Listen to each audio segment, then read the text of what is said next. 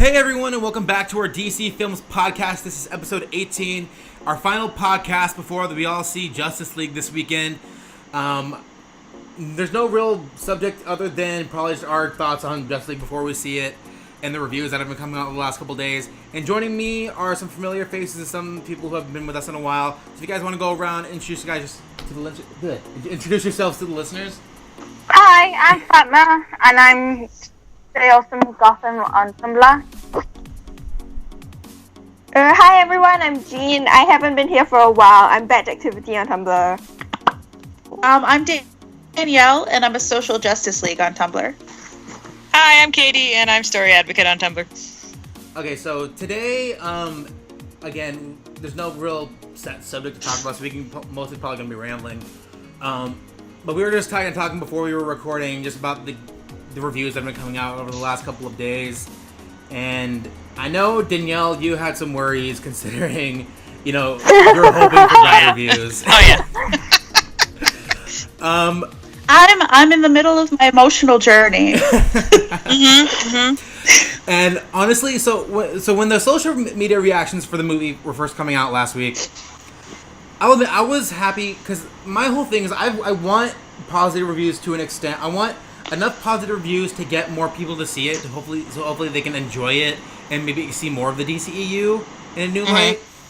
But also, like, I knew there's gonna be a lot of criticism because it's Zack and he brings on that kind of criticism with any movie he makes, and whether the critics love him or hate him, I'm always gonna love what Zack makes. So the one thing that's really bothering me about this new criticism that's out, and it's not even to do, well, it is to do with the Justice League, but it's not as the movie. It's they've somehow, and it baffles me that they've somehow found a way to send hate towards Zack in one way or another. He's not been on any of the tours or the interviews, which really, really saddens me because this is his movie, and he should be proud of it, and he should be able to say that I put a lot of hard work into this. I put a lot of and effort and everything, despite what I was going through in my personal life. But he's chosen to step aside because he knows that people will find a way to criticize something about him or the movie, and they've found it.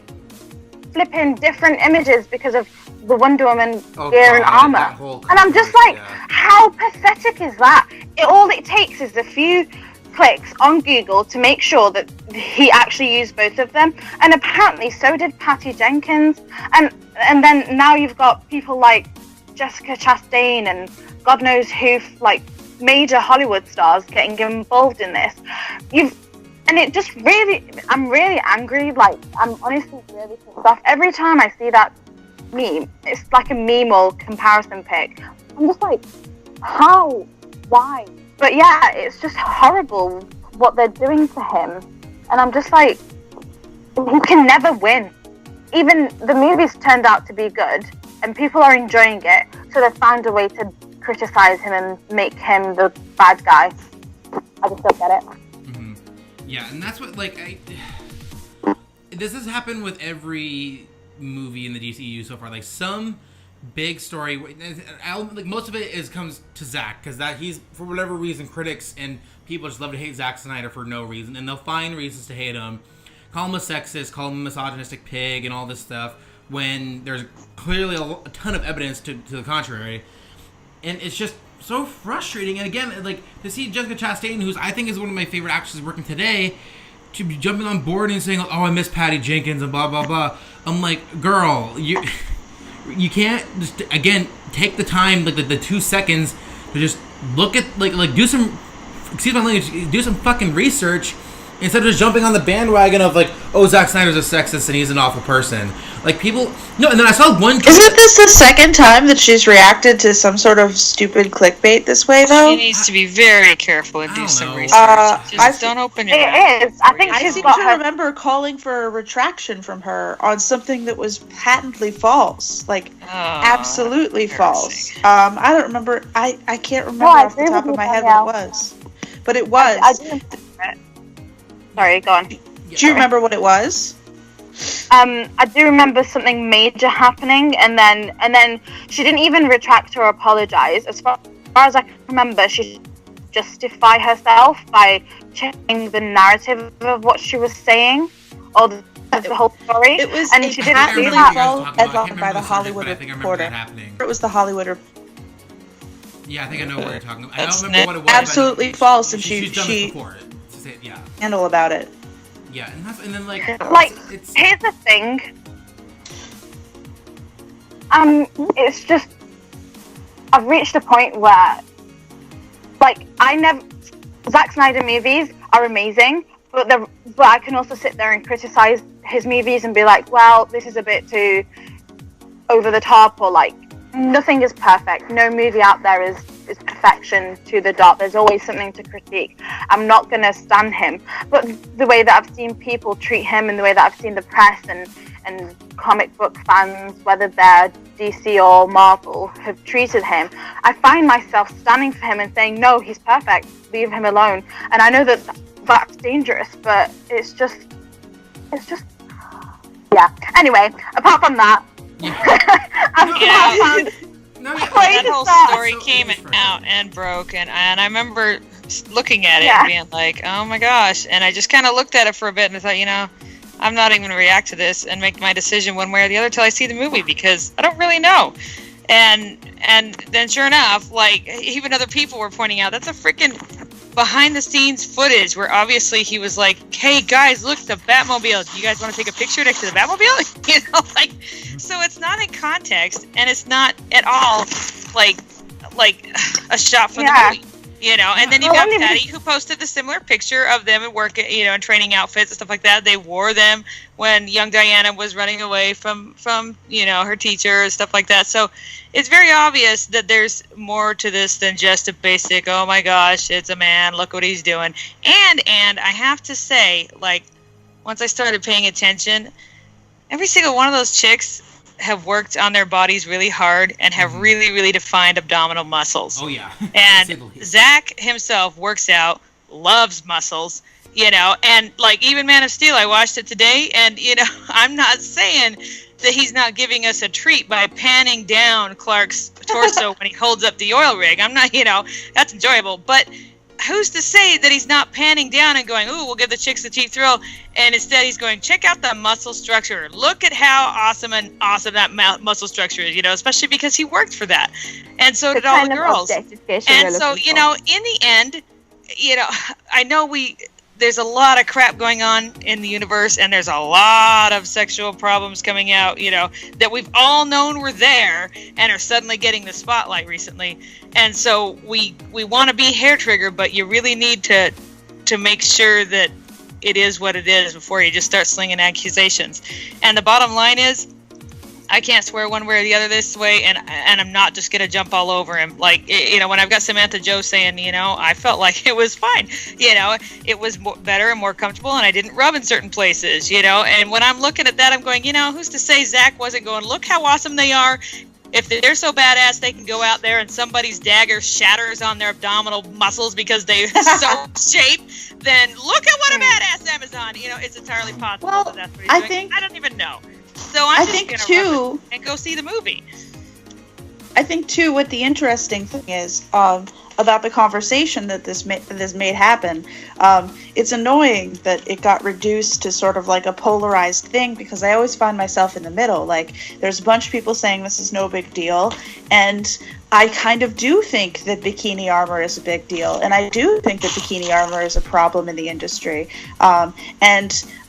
When Zach put that picture up on Vero, I did flinch when I saw it. I was like, oh. But I think one of the things I didn't take into account was an actress perspective. And I think that until I heard from Samantha Joe, I kind of thought, well, that's not really relevant because it's not, what people are going to see on the screen, and that's going to have an effect on people whether or not the actress feels good about it. And then she literally talks about the physical reality of wearing that armor, and the physical reality of the fact that, we're asking these actresses to wear more armor for our comfort and causing them discomfort. And then I'm like, well, it's actually a factor. It is actually a factor. And I think that it's three.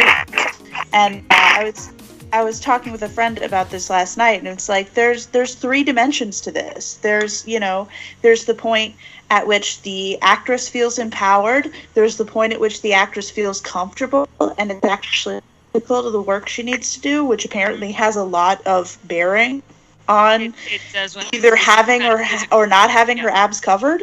And then there's the fact that it has an effect on the audience. And if we're not talking about all 3 things at the same time, we're doing a disservice to the issue. I agree with totally you. Agree with that. Like, and I will say, all I can say is, like Robin Wright's quote, I really appreciated her when she was like, if we're busy telling chicks what they can or can't wear, then we're not really free, you know? So, I don't know. I think they just want to pin it on a guy. I really do. So, I don't know. I'll be quiet now. Yeah, well, not just a guy, this guy. Like, that's the thing. Is that, like, if they want to come for any white dude in Hollywood, cool. Like, I'm right behind them with the pitchfork. I'm part of that agenda. I'm not ashamed of being part of that agenda. I'm super happy to take the random, mediocre white guys down a notch. Danny Elfman's on my freaking list. Yep. But Agreed.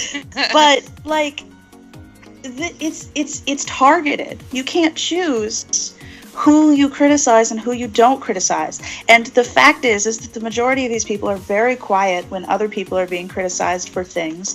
Joss Whedon is a great example. You cannot just sit there and not talk about Joss Whedon and the personal shit that they need to bring into this conversation. Like everyone just ignored that Kai Cole thing. Everyone ignored it. And it was at an unfortunate point, because I think if it came out after the Weinstein situation, it would have been taken totally differently. Yep. But now everybody's just going to pretend like it never happened, and everybody's just going to pretend like he didn't most certainly exploit young actresses in his power situation on Buffy. Like, we're going to pretend like that wasn't something that was definitely implied in those letters. We're not gonna talk about that at all. Instead, we're going to target Zack Snyder, who's never had an actress say anything negative about him ever. Mm-hmm. And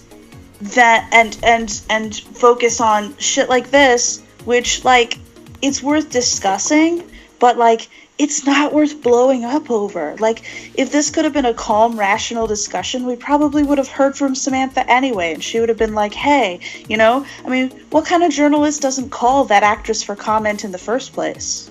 Well, they're not actual journalists, they're yellow journalists, so they want clicks and they want the outrage. What I think has happened here is that because they can't really find any way to critique the movie in a really detrimental way where it blows out of proportion like they did with Batman v Superman, Suicide Squad, the usual storm that happens around the DCEU, that they found this and they've latched onto this aspect of it where it's completely just a bunch of crap, basically. But I do agree with you, Danielle.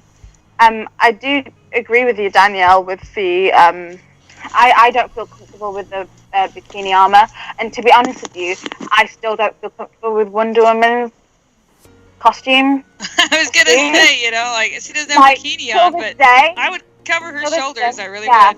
Those femoral arteries need a smidgen of protection, So, yeah. I do not feel comfortable. Like, from the get-go, I didn't like it. I mean, they tried to cover her up as much as possible without, like, deviating from the actual original Wonder Woman outfit. But yeah, if you're gonna demand practicality, this is coming from a comic book origin, which is famous for chicks in scanty armor / costumes / outfits. And, you had the original Wonder Woman in the television show running around in a bustier and some little Spanx. And that was it. I mean, and well, so, the interesting thing it's weird that suddenly now we're like, what are you, nuts? Covered head to toe and nothing else, but the tradition of the Amazon has never been that. So why is it suddenly such an issue now? And I agree with you about the bikini armor in terms of practicality and protection. I really do. But I also see Samantha's point about, look, I was tripping on my leather straps that were hanging down. You know, they did give her more coverage, but they're definitely a liability on the battlefield. So if people are whining about armor, they have to consider that too. You know, and so it's also an island in the Mediterranean. It's freaking hot. You have a point there. Like, I'm not expecting them to be wearing full length gowns, and I think that the people who are wearing full length even skirts in the Themyscira scenes were probably not very comfortable because, like, it's hot. Like, I mean, like, I don't know where they were shooting. They might have been shooting somewhere freaking freezing. You know how that is, but you know, like, it's not. The question of practicality is such a sliding scale, and it really depends on the scene in which you put that armor. I think that bikini armor is very hard to justify, but it seems like they're trying to. They're making an attempt, and I'm interested to see what they're going to do. I just think, you know, you have to be able to give that kind of stuff a minute. You know, you have to be able to be like, well, is it practical for this character? I mean, I was a big defender of Harley Quinn's costume in Suicide Squad, so I have no room here to criticize, you know, Wonder Woman's new outfit or anything like that, because, like, I think it should fit the character, and you know, I mean, like, I think that, you know, originally Wonder Woman was redesigned for modesty. I mean, like, her skirt is there because comic book creators were like, okay, she's too naked, you have to put more clothes on her, and they put a skirt on her because of that. Yep. But at the same time, it should be it should be modified when she's in London when it's freezing. Yeah. Like if she's fighting somewhere freezing. I agree with you when she's somewhere hot for practicality, but at the same time, if it's freezing, you can't think she'd have layers. They're never going to do that, though, because they need the iconic costume that is always the same. It's never going to deviate for weather. It's just the only thing they did to compromise that was slap a cloak on her in Wonder Woman, and that was partially to hide the costume until the right moment. You know, that's just never going to happen. They're never going to be, here's a winter costume and here's a summer costume. It's not going to happen. It's not practical, and it doesn't get the iconic look that they want that is always recognizable because it's always the same. Yeah. I mean, like, when the movie first came out, like, when Wonder Woman was still in production and we started seeing, like, all the costume designs for all the Themyscirans, like, we were all pretty disappointed because, you know, they were all wearing tiny ass skirts. But what Patty said about it was just that it was supposed to be like some kind of wish fulfillment thing rather than something that is strictly practical. Like, you know, it's practical to the extent that, you know, it kind of works, but her intention in the Wonder Woman outfits was always meant to be some kind of, like, fantasy, you know, like, if you have that kind of hot body, what kind of clothes would you want to be wearing to fight? You know, like, you look good, and you're comfortable, you look good, but and you feel powerful. And I think maybe that's the vein that they were following with making these, because like Samantha Jo was saying, like, it's not that it's so practical for a fight, but these are also, like, supernatural warriors, so maybe they can just be wearing a bikini to fight because they don't really need that kind of protection. But also, if you want to feel good and look good when you're fighting, that's the kind of thing you wear. I don't know. I love the fact that she said she was happy with the changes because it meant more comfort for her and more ability to move for the moves being asked of her. You know, that as an actress means a lot. And as a costumer, you spend a lot of time trying to navigate people's complaints about the comfort/uncomfort of their stuff that they're expected to pull off all this amazing stuff in, but is insanely practical for it. You know, and so the fact that she was happy about that, and then at the end said that Michael Wilkinson was like, seeing in her costume and saying, okay, are you good? Do you feel good? Is it okay? You know what I mean? It wasn't, shut up, you're going to wear it, you look hot. It was, do you feel good in it? You know? And I would like to think that if she said, you know, I really don't like it, I want to cover my abdomen, he'd have been like, all right, well, let's see what we can do without compromising your ability to move, you know? Like, I don't know. It just, she didn't seem to feel it all forced into it. You're going to put a bunch of Amazons in the film, and you're going to have them, and you're going to have these actresses act these empowered roles, these women who have been unburdened from the patriarchy. This idea, like, if you're going to empower them, you have to, a certain degree, empower the actresses first. And that's part of the process. And I mean, like, if that's what they're doing, if they're empowering the actresses, then I don't see a problem with it. I don't have a beef with it. I think that the overall effect, everybody's come back to me and said the overall effect is that, like, there are like 3 bikinis in this movie, and they're in it for like 20 seconds, and everybody needs to chill.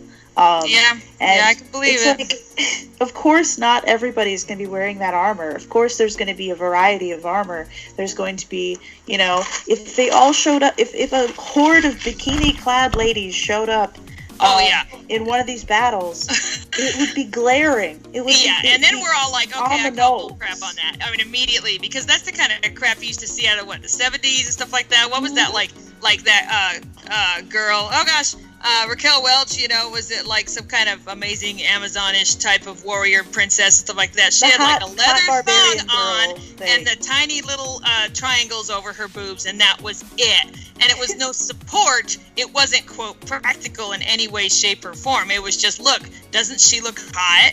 And this at least feels different to me because you know what? When you look at the top of those bikinis, those boobs are covered. I mean, and when they bend over, they're not falling out. And you're not staring down their incredible slit that goes down to the center of their chest going, dang, look at those boobies. You're not, because they're really covered. Yes, they stand out. Yes, it's like boob armor. Deal with it. They're women. It frustrates the piss out of me, this whole irritation with armor that is boob shaped. They live on an island. They're all women. Why the hell would they not design their armor to fit their bodies?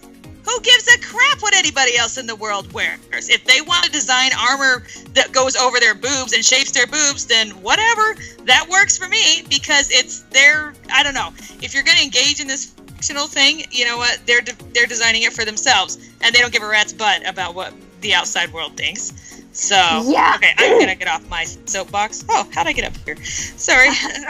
Down I go. Another thing that Samantha Jo mentioned that I think a lot of, like, the actresses that Zach has mentioned and about the way Zach works with them is it's not so much about what actually happens, like, on screen, but, like, it's not about the bikini so much as the director's intention. I mean, you can compare, like, Natasha Romanoff being covered head to toe in a pants, I don't know what kind of suit she's wearing, like, she's wearing a tight suit, but she's wearing a suit that is as tight as Hawkeye's suit, but like, you cannot argue that she is and she's clearly wearing a lot more than, like, Wonder Woman or maybe any character in Sucker Punch, but you feel her being sexualized so much more because that's what the director is trying to do, like in Sucker Punch, which is a beautiful movie, everyone should watch it. Like, the girls are all wearing, short skirts. They spend half the movie in the prostitute setting, right? So yeah, the brothel setting, I think. So, like, yeah, they're not wearing very much, but you never feel like they're being sexualized for the viewer's benefit because, like, that's not what Zach is trying to do. Like, that's not what his camera focuses on. That's not what the dialogue focuses on. That's not what the characters that we are supposed to admire are focusing on. Like, every time a woman is sexualized in one of his movies, it's seen as a bad thing. Like, the person who's doing the sexualizing is framed as a villain, So, like, that's the intention of it. So, like, it's alright, I think, if like, the Amazons are wearing something that is, like, maybe less modest, if you want to put it that way. They might be wearing a bikini armor, but, if the focus is not if he does a pan of their stomach and the focus is to see, like, a sword shattering on someone's abs, I still love that image so much. I want to see that really badly now. Yeah, if that is the reason why he wants to have a bikini armor, I am supportive. But, like, yeah, he's not doing this to zoom in on someone's boobs. You know what I mean? Their boobs are all covered up real tight. It's just that, like, you know, it might be better for their agility in the movie. It might lead to something better. And he's not going to be zooming in on their boobs. You know, he's not giving us a crotch shot. You know, like, it's just... I'm so grateful to Zack Snyder. I'm sorry, every time I watch any of his movies, I just feel so happy for the women. Because, you know, you just feel so used to, like, the minute you see a hot, open inverted commas, hot, sexy woman or something on the screen, it's like you're gonna get a boob shot. You're gonna get, like, a shot from between her legs. I still don't understand why you would do that. I don't, like, you know how, like, in photography, they always say, like, oh, you know, find something to frame your shot. And then they use, like, a woman's crotch to frame the shot. You know, I don't understand. Like, you see that over and over in Avengers, and, like, with Black Widow, like, you just see, like, shots that come from between her legs, and I don't understand why do you do that. But anyway, yeah, so, like, the whole point of that is just that, like, it's the director's intention, right, of what they're trying to do when you put a female character in a sexy outfit. You know, are you trying to sexualize her when you make her do that? You know, it's in the eye of the beholder. So, you know, so it's like, if you're not telling the audience that it's supposed to be sexy, then it's not supposed to be sexy, you know? Well, I think you're right. I mean, I think that that the outfit is just an outfit until we see how the director treats it, how the camera treats it. And when people talk about the male gaze, divorced from the way the camera behaves, I think it's a misapplication. Because when we're talking about the male gaze, we're talking about who's holding the camera. And when we talk about who's holding the camera, we want to be very conscious about, like, what they're doing with it. There are plenty of examples of Joss literally asking Scarlett to tip her head so that we can get more of her ass into frame. Like, there are literally shots where we're going, like, up underneath Black Widow for no reason, and stuff like that, where it's just like, you know, I mean, like, the first scene in Avengers with Black Widow is, like, really like, that's one of my most sexually charged.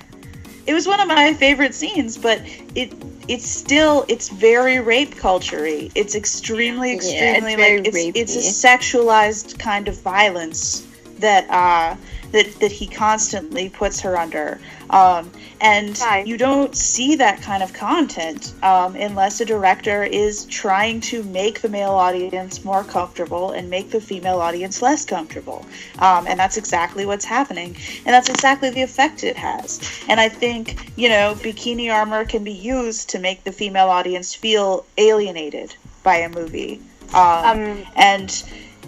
But I also trust Zack not to use the bikini armor that way. I trust Zack not to use the camera to make that into an issue. The same way that I think that he pulled it off by having, like, he had Amy Adams completely nude in a scene.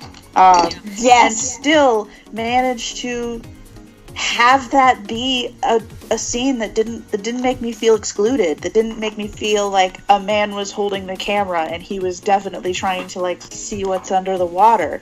I mean, like, the focus was on the connection between two characters, the love between two characters. I mean, like, it was a love scene. It was appropriate for a character to be naked in that situation.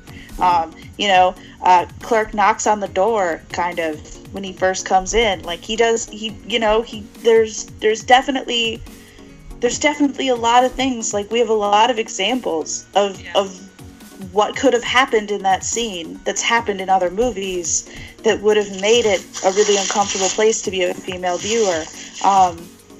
And Zack averts that at every moment, and it's like, he doesn't get any credit for that.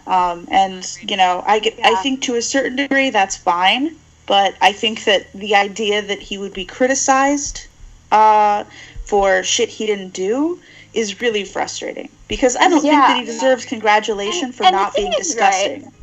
The thing is, right, that the thing is that a lot of the people who are throwing these accusations at Zack Snyder are themselves male, which it's like no offense, but like it is a reality that this whole industry is saturated with males, and the people who are like writing the reviews and like spreading all these rumors and like hurling all these accusations are mostly male. And I feel like them raising this kind of whole he's sexualizing women thing is it's less genuine, and it's really just tokenistic and just something that they use as another excuse to throw accusations at Zack, because they are the same people who are, I feel like a lot of them are the same people who don't criticize the way Black Widow is treated or something, you know, like it's just another thing. They'll see a woman in a bikini in a Zack Snyder movie, or they'll see like a naked Lois Lane, and they'll be like, oh look, he's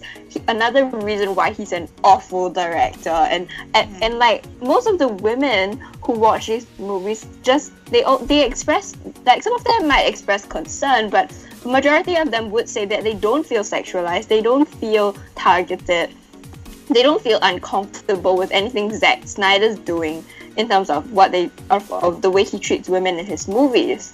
You know, you feel empowered watching the way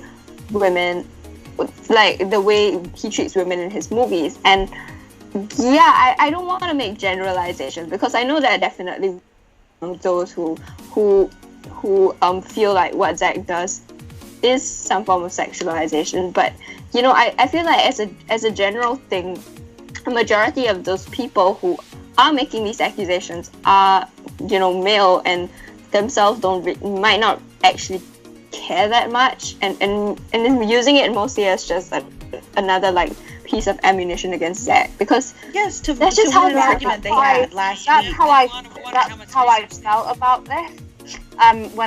That's why I originally said it, because that's the only thing that I found that was bad in terms of the reviews for Justice League, which really bothered me.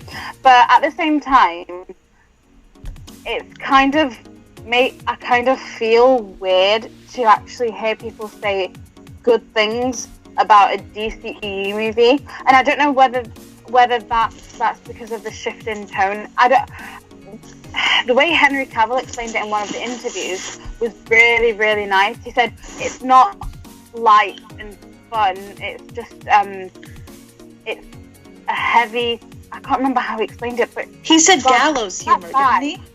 Yeah, gallows humor. He also guy, said it's serious with a sprinkling of funny or lightheartedness or something like that. Yeah, peppered, that was he's the word so he good used, with words, isn't he?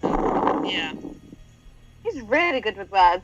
So yeah, he's good with so many things. Henry Cavill. It's really hard to be diplomatic, you know, and to not let interviewers draw him into Lord spitting knows out he's had things to practice. that he wish he had said later, you know, how they couldn't phrase things just right. He tries hard. To be totally fair, he put his foot in it about 7 or 8 times when he first started talking to these people, and he's learned some hard lessons. I think that, because he's I think basically a very uncomplicated, what you see is what you get kind of guy.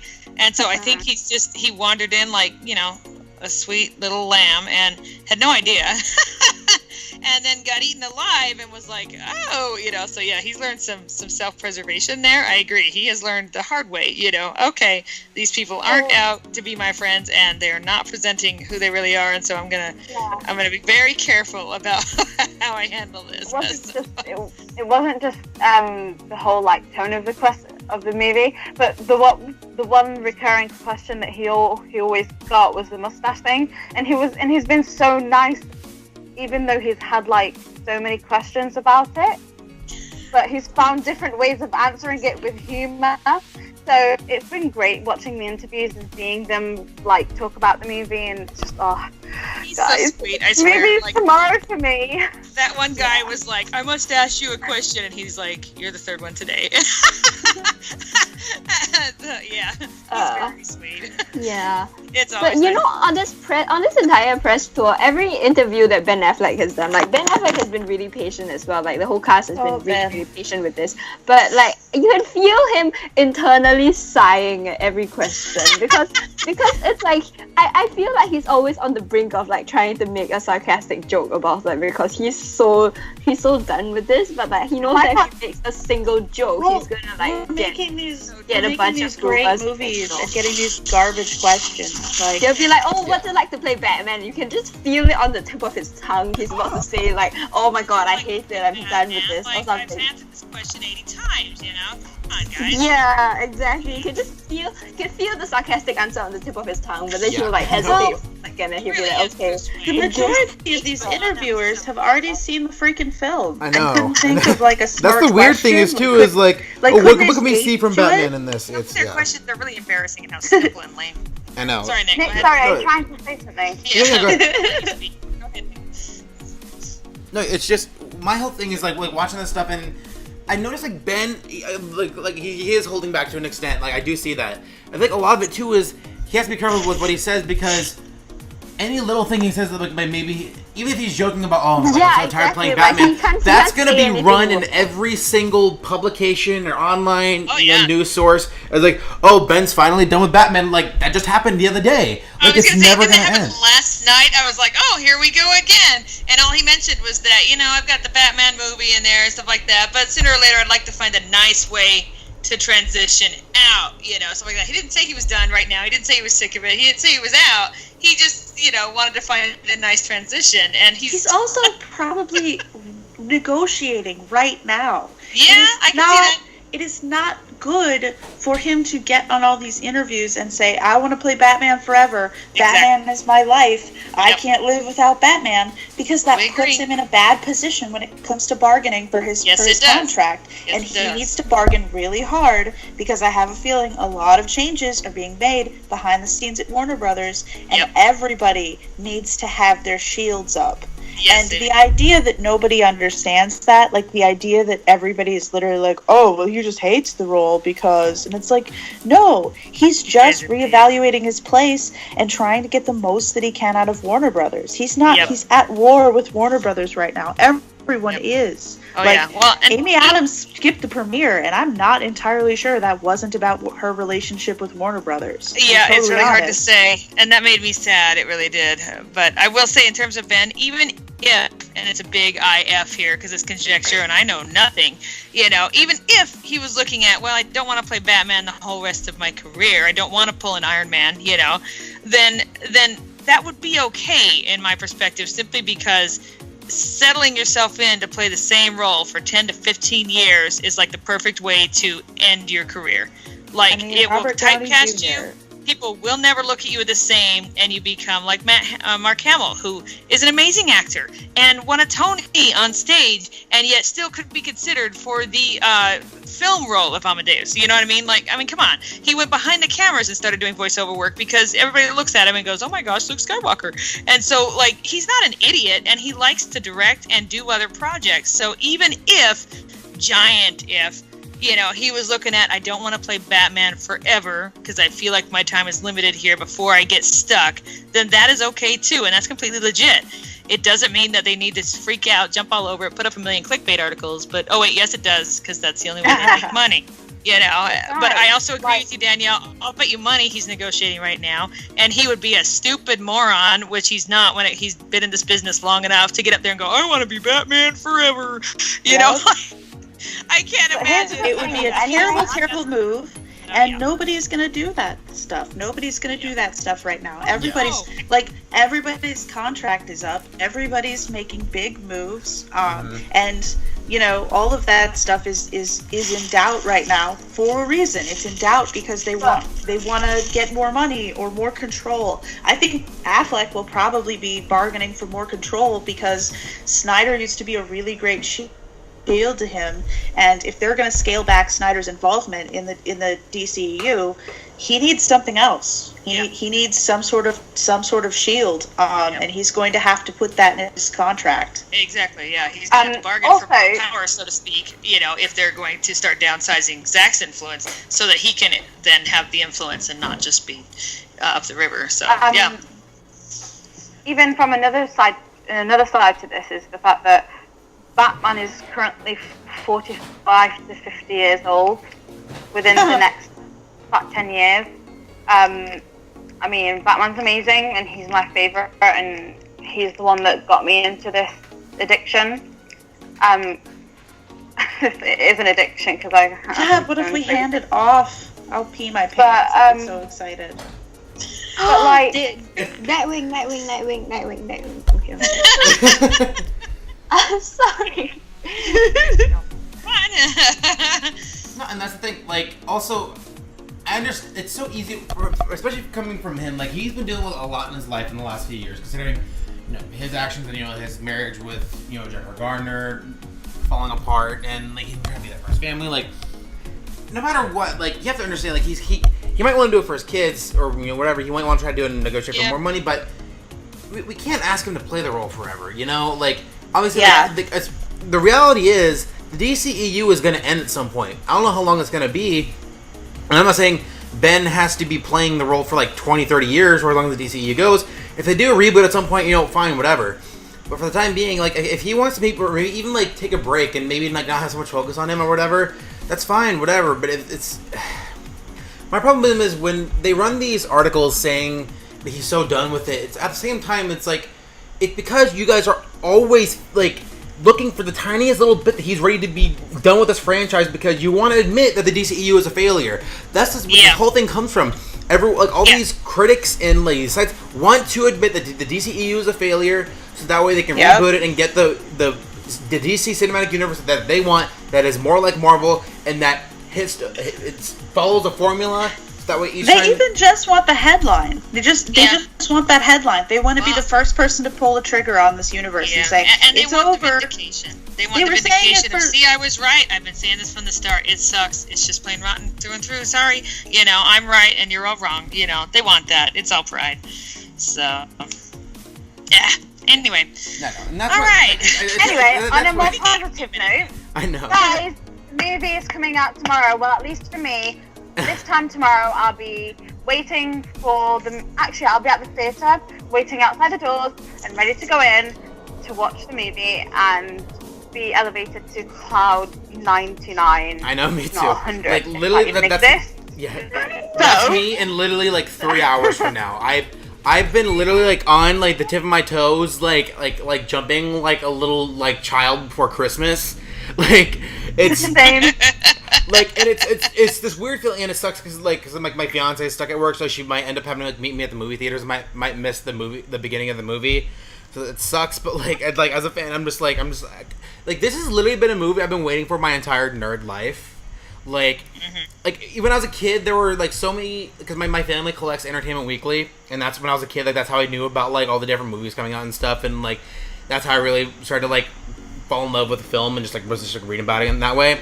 Like, I would look for any sort of inkling of, like, the idea of a Justice League movie or, like, a shared universe. Like, and every time I was let down, whether it was, like, Superman Returns possibly setting it up and not happening, and then, like, George Miller's Justice League being a thing and not happening, and then, like, Green Lantern trying to set something up and then that didn't work out. It's like, I've been waiting for years for this universe to be built up, and maybe other than, like, maybe, like, some parts of Suicide Squad, I have, like, no real complaints about this universe. I've loved the way it's been set up.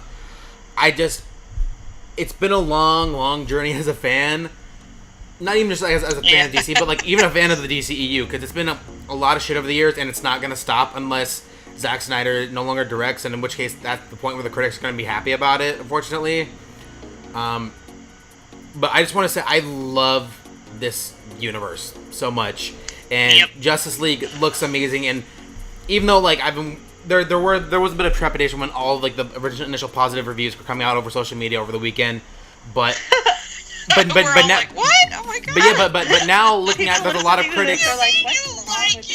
What's going on? I don't understand. But now there's been like a lot of reviews jump on that post and be like, "What's wrong? Are you okay?" No, I know. No, but now like because the review embargo like officially lifted last night, and it's back to the same old with the DCEU and the critics. Yeah. this. I didn't change it too much. Like, we always was gonna be lighter. Even the behind the scenes last year, like I knew even Zach was making it lighter. Yeah, we've known from the get go this is gonna be a lighter movie. Should be like just don't get crazy here, you know. My only thing should be is like that like pouring bad reviews over myself like a refreshing rain. Okay, I just had the wildest vision of it's raining men, and you've got coming down over you. Yeah. like honestly, like at this point, like I only wanted positive reviews just to get people to see it. But I've seen there's I've been on Twitter like nonstop the last few days, and I follow a lot of people on there who are strictly DCEU fans, and for the most part, everyone's still loving it. Everyone's saying, yeah, it's not as deep as like Man of Steel or Batman v Superman, and I kind of expected that, especially with like the runtime being forced on by the studio and all that stuff, and like Joss coming in and all that stuff. Yeah. I knew more or less what I was getting with Justice League, but to see so many of the fans who've been loving this movie from the get-go praising it so much and loving it with its flaws, that's enough for me. Like, I don't need the critics to love it. The only reason why I wanted any sort of positive reception was for people to go out and see it, because that's the thing that I heard Batman v Superman was because that fucking Rotten Tomatoes score, everyone's like, oh, well, it just looks terrible now, so I'm not gonna go see it. Like, again, that's the thing, like, it's just been... I understand, if you're looking at I've done this too, like, where I've looked at critic reviews for movies, and, like, I'm wondering which movie to see, and if the consensus has been, oh, it's bad, then okay, whatever. But there have been so many movies in my entire life, not even DC related at all, that I've loved, and then I found out later that they were critically hated. Like, okay, just as an example, Terminator Salvation. That movie got me into the Terminator franchise. I loved that movie, and then I found out later everyone and their mother hated that movie. So I'm like, oh. Did anyone see King Arthur and feel gaslit? Anyone? I haven't seen it. I wanted to see it because... Wait, what do you mean? Sorry, what do you mean? The latest King that came out Arthur? this summer. The one that just came out, right? Oh my gosh, that was really cool, and I loved it. was See it so again. fucking good. Universally hated, they despised it, and I was like, you know, I obviously just don't fit the mold. And I watched it. So I watched nice. it 6 times. Six times? It's really, Wow. really cool, isn't it? I watched it over and over and over again.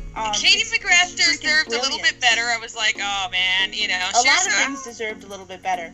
Yeah, but you know, The actual like choices that were made and the directing that was involved in that was so refreshing. Was so like different and interesting, and the storytelling was really great. And I thought Hunnam was amazing. Like he won his spot. Like he's my Green Arrow now. They don't cast him; it's a mistake. He's perfect. I will take him or the other one. Oh gosh, Stephen Amell. I forgot his name. Archie? No. Oh. Arnie Hammer. Oh, Armie Hammer. Yes, I'll take either one. Well, everyone wants Army for Green Lantern, so. Green Lantern. I want Arnie Hammer to be. Oh, you're right. My bad. You said. Green. Oh no, Charlie's too I'm pure. way too excited. Charlie's Okay. too pure to be Hal. I'll call Charlie's too pure. He's a nice boy. He does not deserve to be Hal Jordan. Armie Hammer is a little bit dirty. He's perfect. He's a bad little boy. And I think that's great for Hal, and it works. But no, Charlie's too pure. Charlie needs to be Oliver, because Oliver's so soft. let's just hope we get past Justice League and Aquaman, and Warner Bros. Doesn't go crazy, or like Zack Snyder doesn't abandon ship, and then we actually get these characters. Because I'd love to get a Hal Jordan. Hell, if we could get a Simon Baz as well, that would be absolutely amazing. Yes. I'm all into that. Or Jessica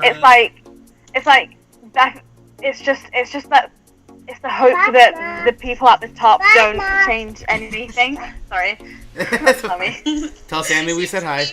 I tried to keep him out of it as much as I can. I'm so sorry. It's fine.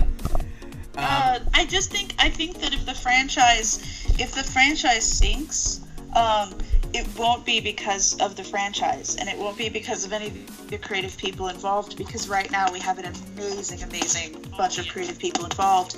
It will be because Warner Brothers did this. And I think they need to realize that sooner rather than later. They need to figure out that what they're doing is strangling their own franchise and killing its chances. of being anything cool and great. And I think that all they need to do is just get over their own freaking anxiety. Like, just chill for a minute. I think Warner Brothers is the least calm. So, really. I totally agree.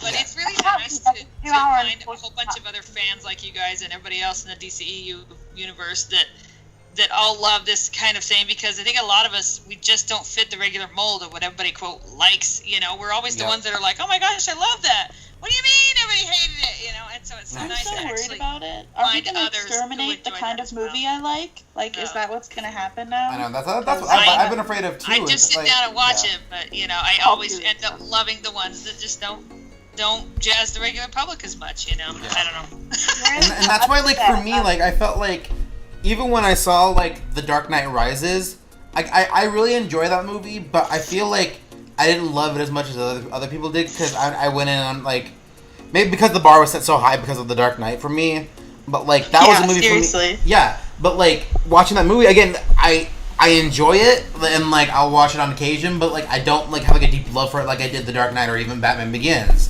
And a lot of people still love that movie and the ending and, you know, whatever, like, and that's why, like, it was funny, like, when Ben Affleck was cast, I made a post about it on my Instagram, and then a girl I went to high school with commented immediately and was like, oh, what happened to Joseph Gordon-Levitt? I'm like, oh, no. Did you really think he was going to be Batman?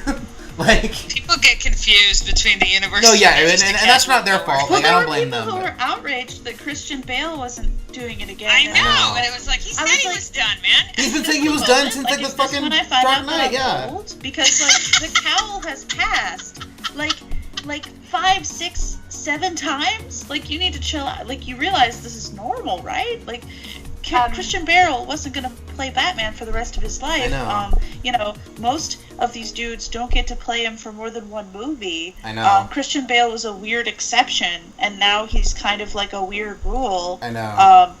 And, like, people were just sort of like, oh, well, you can't, like, you know, he's Batman. I was like, well, you know, like, none of those other dudes died, you know. They're still alive, and they could, you know, Michael Keaton could have put on the cowl, but it would have been awkward. I know. Can you imagine, like, the whole Dark Knight trilogy, but with Michael Keaton instead of Chris? It would have been amazing, actually. But probably not in the way most people enjoy. I know. would enjoy it as a very bad film. I know. Guys, you raised Michael Keaton, and I raised you George Clooney. I feel like today's George Clooney would have been a good I would fit. let George come back. Me too. Anytime he wants to. He was just. Forever, I'll admit it. I didn't mind Val Kilmer. I thought he made a fine Batman. Me too, and I would say this. But when they announced People George were mad, Clooney, though. like, People were just mad. Yeah, of course they were. It's comic book fans, and they're mad over anything. But I'll say this. People were mad because Val's so beautiful. I know. That's what it was. Yeah. He brought a little bit of gravitas to it. I don't know. A little bit of pathos. That's why, like, wasn't with all the other ones. And then George, they were like, "We're gonna put a smile on Batman's face," and I was like, "Oh, I'm out." And you know, like, it's funny. So, like, one thing for me that I could say about even like Batman and Robin, you say whatever you want about those movies. I still think, as the character of Bruce Wayne, I think Val and George both work as Bruce Wayne. Maybe not their Batman quite so much for me personally, but I think they both could have, with better writing, could have been amazing Bruce Waynes. Like, I was fine with Val. Yeah, I mean, he was fine, but I mean, I've only ever seen that movie a couple of times, so it's hard for me to remember, but, like, Batman and Robin, I used to watch that movie all the time as a kid, and I loved it because it was just fun, and as an adult, I'm like, well, it's dumb, but it's fun. Like, First Batman I wanted to kiss. I think that's a good measurement. No, and that's why it's like he should be that guy. I'm sorry, he should be that guy. Like half the reason I was behind Ben was because I was like, well, if you don't want to make out with Batman, then they cast Batman wrong. Mm-hmm. And like no disrespect to anyone else. I'm not going to name any names, but there are people who have worn the cowl who I would not make out with. Christian Bale. Christian Bale mostly because I think he's a dick, and I'm a little afraid. Maybe I'd fear make out with Christian Bale. Oh. I'm a bit sad. But seriously, guys, like, I'm really excited for this, and I cannot wait to see more of everybody. Like, I don't know, I'm really excited for all of them. I want some more Aquaman story. I want to see them all finally inhabit their roles. I've seen them in trailers for so long, and I'm so jazzed for it. So I'm just really excited. And by gum, like, I really need my Superman back. So, you know, I'm pretty sure I'm going to get that, but I just hope it's done right. Me too. So my question for everyone... That's all I have to say. Yeah. So my question for everyone, before we all have to end up going at some point soon, so what are you guys, for each one of you guys, what are your like final thoughts on what to expect from Justice League now that we're so close to it? That was some dead ass silence right there. This is FYI. I don't know. I'm expecting to see them finally get together. Aquaman, guys, Aquaman. I've said this before loads of times. I'm expecting to enjoy myself watching Flash and Cyborg have that dynamic of brotherhood and the difference between them. Even in the photos, you can see that Aquaman, Cyborg, and Flash are like the kids, where Aquaman would be the eldest of the kids with the most responsibility and most success. And then you've got like the three parents, Superman, Kal, and Ben, who are a bit more mature. So I'm looking forward to seeing that interaction between them and just to have a good time. The only thing that I'm not particularly happy about is the fact that there's a 2-hour 45 version of this movie out there. But I know. I'll get it soon. Whether it's how long it was to start with? Oh my apparently God. There's no, I'm so sad. Okay, someone has to break into Warner you Brothers can't take to get 45 minutes from me. Someone has to break into Warner Brothers right now, right this second, to get that copy. No. Seriously. We all need to like pitch in to get Zach to like personally fund that. Yeah. Trust and do it. Switch the reels. I know. It's Can you imagine? And I know. Can we switch the reels and replace Danny fucking Elfman's cut of the music with Junkie XL? Yes. I totally admit, I'm like, you know, I might just play some of the Man of Steel and BVS soundtracks in the background while I watch it after I get the DVD, just to see. Honestly, people are gonna do that. DC fans, I think, are gonna literally take scenes. I know YouTube people are gonna be like, yeah, exactly. You'll That's be able to get on YouTube and see restore of this. Like that's gonna be a thing. I know, and then we can just take all those edited scenes and then make our own version of the movie that's better. There you go. So I'm still expecting to have a great time and for it to be a wonderful movie that I love. But I admit, I don't expect it to be on BBS standard, just because that really feels like a once-in-a-lifetime masterpiece. And I don't, Zach this one isn't gonna be like that. So I'm okay with it. I just want to really enjoy it. Sorry, Daniel, go ahead. I'm fairly sure that a large amount of the Clois content that I wanted has been cut, just based on what I've heard so far. Yeah. But I have also heard a lot of critics complaining about touchy-feely shit, which excites me greatly. Makes me so happy. Like, I can't even tell you how excited that made me. Like, I had to like fucking fan myself while hearing this. Because I was like, yes, you felt feelings and it made you so uncomfortable. Excellent. I'm very much looking forward to that. I hope that everybody in that audience is quite uncomfortable with how much they're feeling for at least one scene in particular. If I don't cry, I'll be a little disappointed. But I won't be too surprised because I think that half of what Joss was rolled in for was to prevent me from sobbing at the theater, which I think is evil. Look, I mean, I already thought when we saw as long as they keep in that Superman clip from the trailer, I'll already be crying. Yeah, I don't know. We'll see. So I'll find out tonight. So yeah.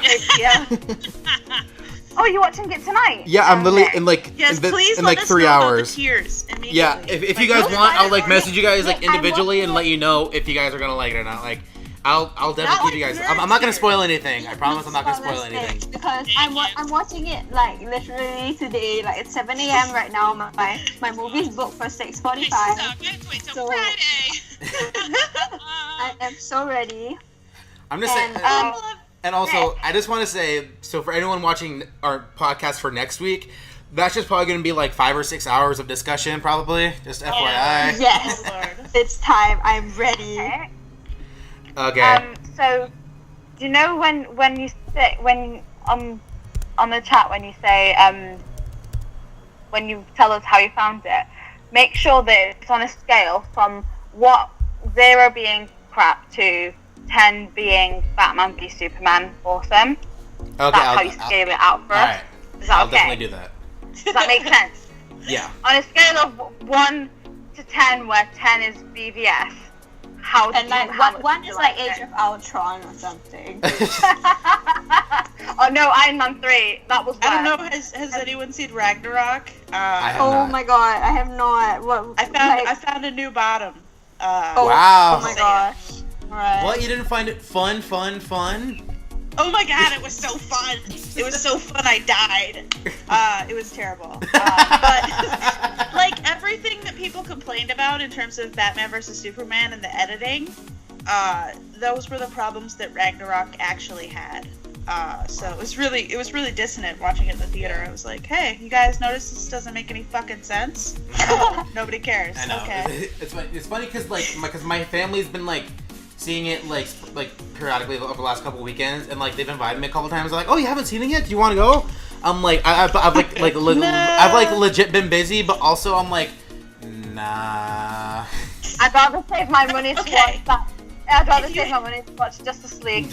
Literally. Time. But also it's funny because like I asked to be totally fair, if you hate Thor and you think that Thor is a laughable idea as a character, and you also kind of hate comics, then you will love Ragnarok. and that's also been like my trepidation. Like I don't hate Thor: The Dark World, and it's flawed, but it's it's whatever. It's a Thor movie, and like I've enjoyed both of them. Cut out Natalie Portman, and my tiny bisexual heart cannot accept this. Yeah, it's terrible. Yeah, and terrible. Also, then that's like my whole thing. Like when I've been asked to see it, it's just like I'm probably gonna catch it at some point. Like, look, I still haven't even seen Spider-Man: Homecoming, and I'm not even that excited about seeing it still. Ooh, I can give an endorsement for Spider-Man: Homecoming. Oh, you can really? Yeah, actually, I would endorse that one. It gave me hope that actually that the MCU wasn't going to be a total downward slide, but it's going to be a roller coaster. I don't know, because my whole worry has been like things are going to be terrible. It gave me some hope for Black Panther. Yeah. I mean, Black Panther looks good. Don't get me wrong. I'm like, I'm still excited. Like, that's like the only one I'm like really truly excited for at this point. But for me, like for Spider-Man, I'm still very bitter that it's no longer Andrew Garfield, considering how excited he was for it. You guys know about the Michael Jordan thing, right? Michael B. What did he do? What happened? Like the one where they wanted MJ to be played by Michael B. Jordan. They wanted to make him bisexual. That thing. Yeah. I will be bitter about that for the rest of my life. I was so angry reading all of that, like just like outraged. But I don't know. Tom Holland is cute, and if you like movies about he's so tasty, tasty. Like half effectual little insecure teenage kids, you're probably let Peter Parker be an adult 2K17. someday. But apparently not. He's going to Benjamin Button on us. Next one will be Peter Parker, the Toddler Adventures. Like, he's going to disappear. My question to you: how was Aunt May portrayed in the movie? I thought she was actually really great, and I think she was one of my favorite parts. Okay, because I've been worried about how she has been portrayed. She gets marginalized more than I would like because of Tony's really heavy presence. Yeah, but she's not a horrible character. Like, no, I wasn't worried about her being a horrible character. I was worried about them sexualizing her. That was my fear. No, 0% actually. Wow. Okay. Wow. I'm actually surprised. My problem with this whole. No, she's great. Actually, she's actually like. She's funny, is the weird thing. Like, they don't even use her for just serious moments. She's like cute and funny. She reminded me a lot of the mom figure from Big Hero 6. Oh, okay, like the aunt from Big Hero 6? Yeah, like kind of like I see that. affable and weird and funny and into the kids and sarcastic. And I thought her performance was really great. I liked her a lot. She's not my Aunt May because Sally Field has already done something. I feel she's ruined my life. But that, that's it. She put a button on that. But yeah, for her rendition of Aunt May was great, and I think that the way that the film treated her was really respectful and real. Like, I was like, yeah, she seems like like a person who's trying to be a parental figure and not getting it 100% right, which I thought was really cool. That's good to hear. 'Cause, I mean, I know we've really gone off topic, but I'm glad to hear that because I know I've heard good things about Spider-Man: Homecoming, but like at the same time I've heard that about every single fucking Marvel movie. Yeah, I don't know. It's just like my personal problem and my personal issue with Homecoming is the fact that Tony Stark is in there. Yeah. I literally cannot sit there and watch Robert Downey Jr. in anything. There's something about him as an actor that I just cannot bear. I can't watch Sherlock Holmes at all. I watched it and I'm just like, Robert Downey Jr., just tone it down a tad bit. I know. Or something. So with me, I just can't see myself watching Homecoming. Yeah, I feel the same way, kind of. I barely managed to watch Age of Ultron and Avengers. Yeah. I think it's the best use, and I wouldn't say this, but it's everybody's opinion, but I think it's the best use of Tony since Iron Man 1. Wow. I think that in terms of if they had to I can't use say him in the anything movie, without like really ruining what's no, okay. interesting I about the say movie. like his presence is an intrusion and not a particularly welcome one. But if they had to use Tony, it's the best way they could have used him. Yeah, I think they used him well. I think the way that they used him was interesting. I just think that he was not. It wasn't necessary. Everything about the film that Peter learned could have happened completely independent of Tony's interference. And that's been my thing too. Like, Danielle, how you feel about Christian Bale being a dick? That's how I feel about Robert Downey Jr. Like at this point, that's a hard obstacle. That's like when I'm watching Tom Cruise. I just can't. It scares the shit out of me. You and my sister both, like, she literally will never see any more movies of his because she just hates them so much. It's so frightening. That couch moment, like, traumatized me for life. I was like, this man's not well. Someone help him. It's impossible to divorce, like, he's pretty much just acting himself.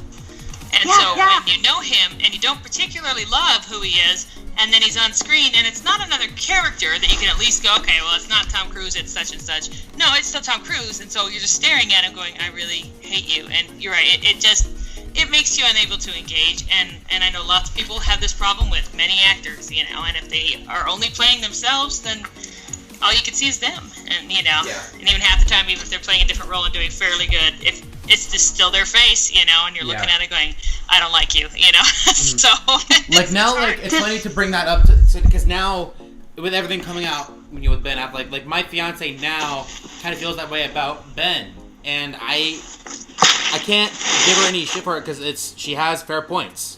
Like he's done some really shitty things, and Ben's hard. I almost didn't watch The Accountant, and I think that you have to put in a really amazing performance to get over that. And I think his performance in that movie was really amazing. But there's plenty of films in which he's playing Ben Affleck that now kind of have been soured for me.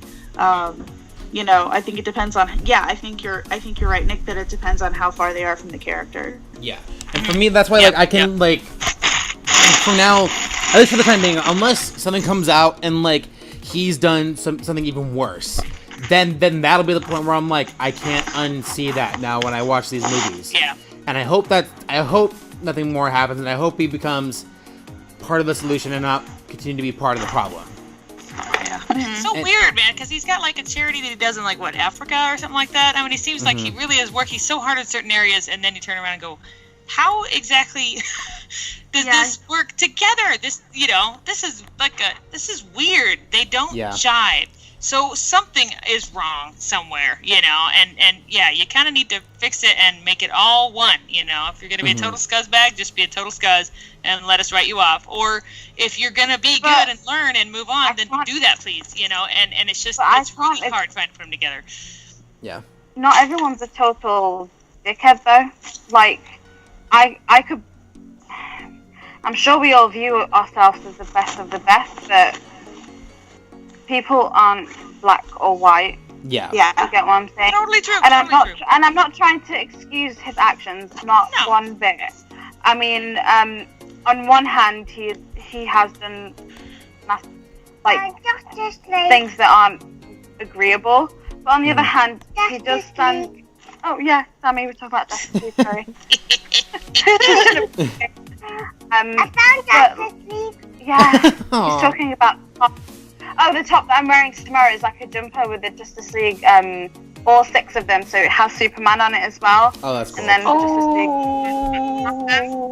And I've hung it up on one on my wardrobe ready for tomorrow. And he's so excited to do it. I didn't show it to him at the beginning of this week.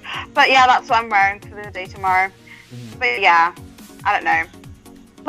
Let's just enjoy the movie and everything else. Yeah, did anybody not comment on their last word about Justice? Oh yeah, okay, guys. I want us all to put in a little prayer that the reviews will be just positive enough that we don't have to deal with consistent and incessant hate, but not positive enough that it's anything bad. Yeah. Let's just pray for this, because Yes. I don't think I could handle another round of the BVS hate ordeal, but also I don't want them to like it. I really don't. Yeah. It's a weird middle ground to be in right now. Like, it really is. Like, and I'm literally in that same boat where, like, I think they're just losing steam. Honestly, I just think they're just sort of like, well, I think so too. consistently And, I will hating say, these films is getting boring. Let's do Yeah. something else. I didn't like this movie. Whatever. I It's will like, say oh, that- awesome! Like, we outlasted you. Yep. BVS was hard, and I freely admit that. But at the same time, like, I feel it has strengthened me. It fueled my hate fire I feel more in some way. resilient as a fan. Because now it's like I'm really unafraid to be like, no, and disagree with people to their face, which isn't always me, and go, no, I think you're wrong, And the beautiful part is that I have now converted my entire family, and so it like just does my little heart good when I have people come in and tell me, oh, you have no idea how much I've had to defend that movie. Like, people don't have any idea. And I'm like, no, you don't understand. Let me sit down and tell you about it. And I'm like, We are so veterans. here are 18 episodes of the DC podcast where I could defend this. Bring it, So, yeah. And that's why, like, it's funny because I'm in the same boat where, like, the only person in my family who, like, really, like, love these movies as much as I do is, like, my little brother who's, like, 10 years younger than me. Like, I can talk about the DCEU all day with him and not feel, like, judged. But it's funny because, like, when the critic reactions first came out last week, I kind of went on a rant on Twitter. I think, Fatma, you saw this. And that my whole thing, because there were DC fans that were, like, retweeting critics who gave Just League a positive review when these were the same critics who were literally, like, calling DCEU fans, like, Nazis and, like, saying all these terrible things about them.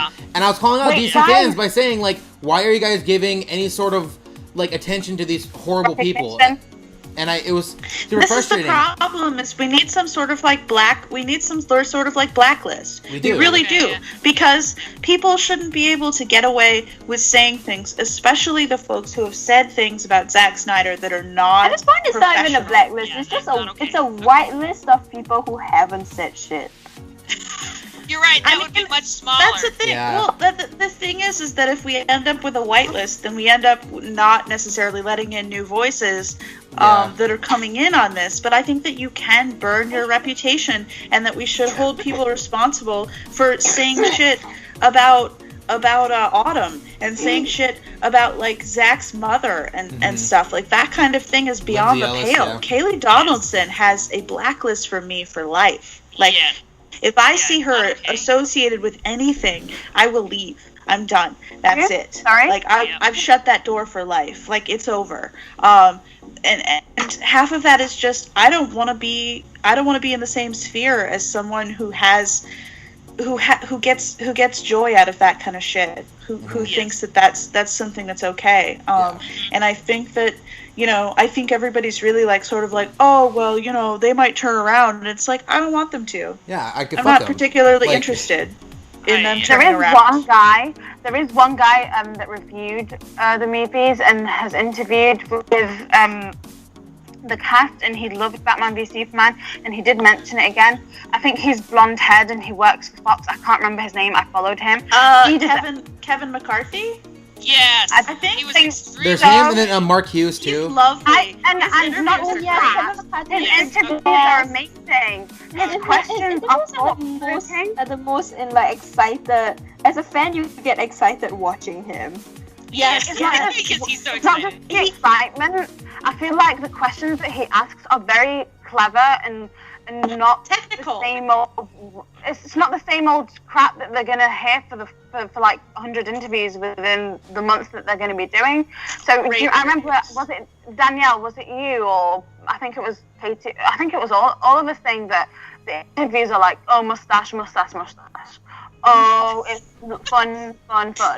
Oh, Ben, do you actually like being Batman? So, but with his interviews, I actually look forward to watching his interviews, because it's like he doesn't focus on the crappy rumors.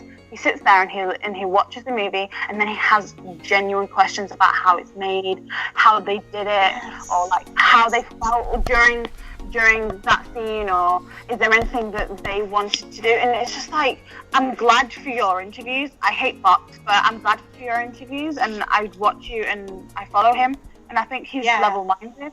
Mm-hmm. Yeah, he's the only one that I watched all of the interviews with Justice League. He might turn out sour, so these days, I learned so much about film from watching his interviews too, though. Yes. Is that a lot of that stuff like is process based, and he's really, really obsessed with the actual like filming techniques and the cameras and stuff, which is stuff I didn't think about, and I actually didn't think mattered until he got up on his soapbox on Twitter, and I was like, holy crap.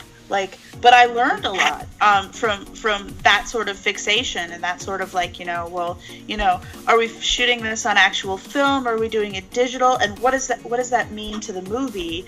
And that's a really interesting line of inquiry that I think most people don't even go into that. And honestly, they don't expect the actors or the directors to think about that anymore, which is scary to me from a creative perspective. Yes. I think that it's really sad that they don't think that everybody involved in this film isn't thinking about the way that it's made, and are just trying to get that piece or whatever, and trying to keep the lowest common denominator interested. Yep. Mm-hmm. Kevin McCarthy has been asking brilliant questions since Man of Steel. Yeah. I'm a big fan. I definitely follow him on Twitter, and he was the first review I checked out this morning. Yeah, I'm pretty sure. One thing I want to bring up, I didn't see it. Regarding he rated it below Wonder Woman and Batman vs Superman, but above Suicide Squad. Yeah, that's one thing I gotta say too. Well, I got a couple points to make. Accurate. Yeah. I can't take the fans who like bash DC and then have Suicide Squad at the top of their list. What's going on there? Who the heck is that? I know. Like, okay, Suicide Squad, I still find some enjoyment in it, but for me, it's like, come on, like, is that like really that's your favorite? Okay, but anyways, my favorite interview that I've seen so far, or like set of interviews, is the one where like Gal was talking about how like she was trying to keep her pregnancy a secret for a bit. And like Henry was like, "Yeah, I knew. Like we all knew." Yeah, everyone knew. Like, with Henry's Jason impression, which killed me. Yes, and then Henry bringing in Cal for the interviews, his dog. Yeah, she's pregnant. Is that Jason? I was like, yeah, that's just how Jason talks. Which isn't wrong. That's what he sounds like. Well, and I loved. She mentioned it another time too, and Ezra basically went. Everybody knew, I know, yeah. That's right, and like also. She goes, "What? Come on!" And he's like, "I'm sorry, everybody. We weren't gonna ruin your moment, but I know.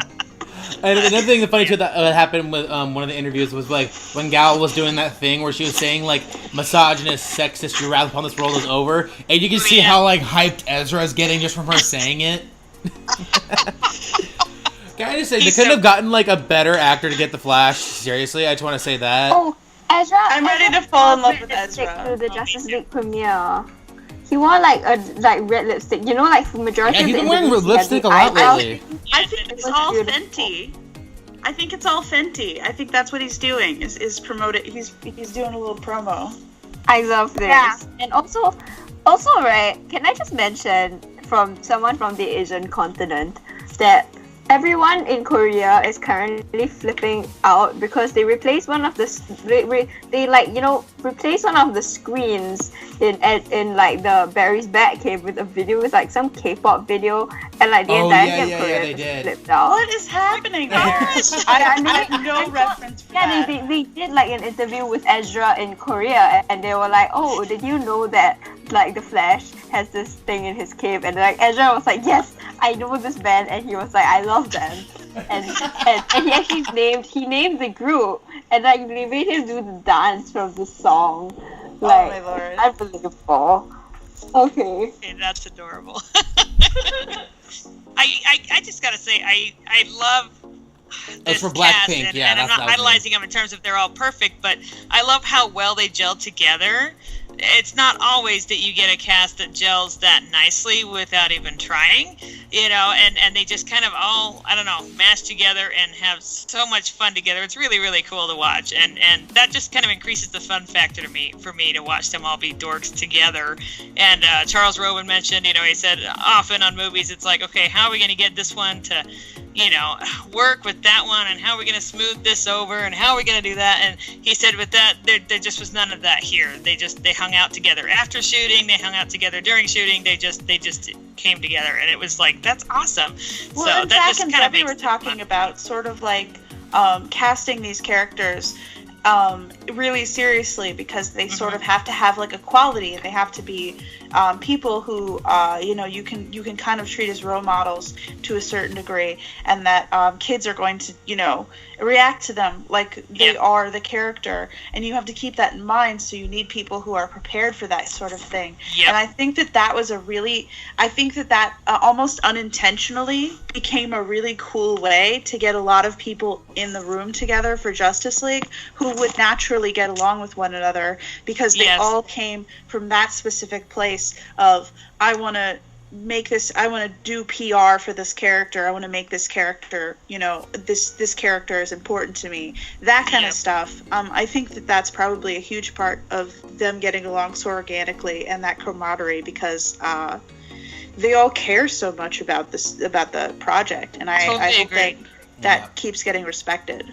I totally agree, and it doesn't feel like any of them are really high maintenance and just kind of need that constant maintenance, so to speak. They all seem a little bit more mellow, and you're right, they would be able to handle kids coming up and seeing them and all that kind of stuff. And so I agree, that was a really, really nice casting choice.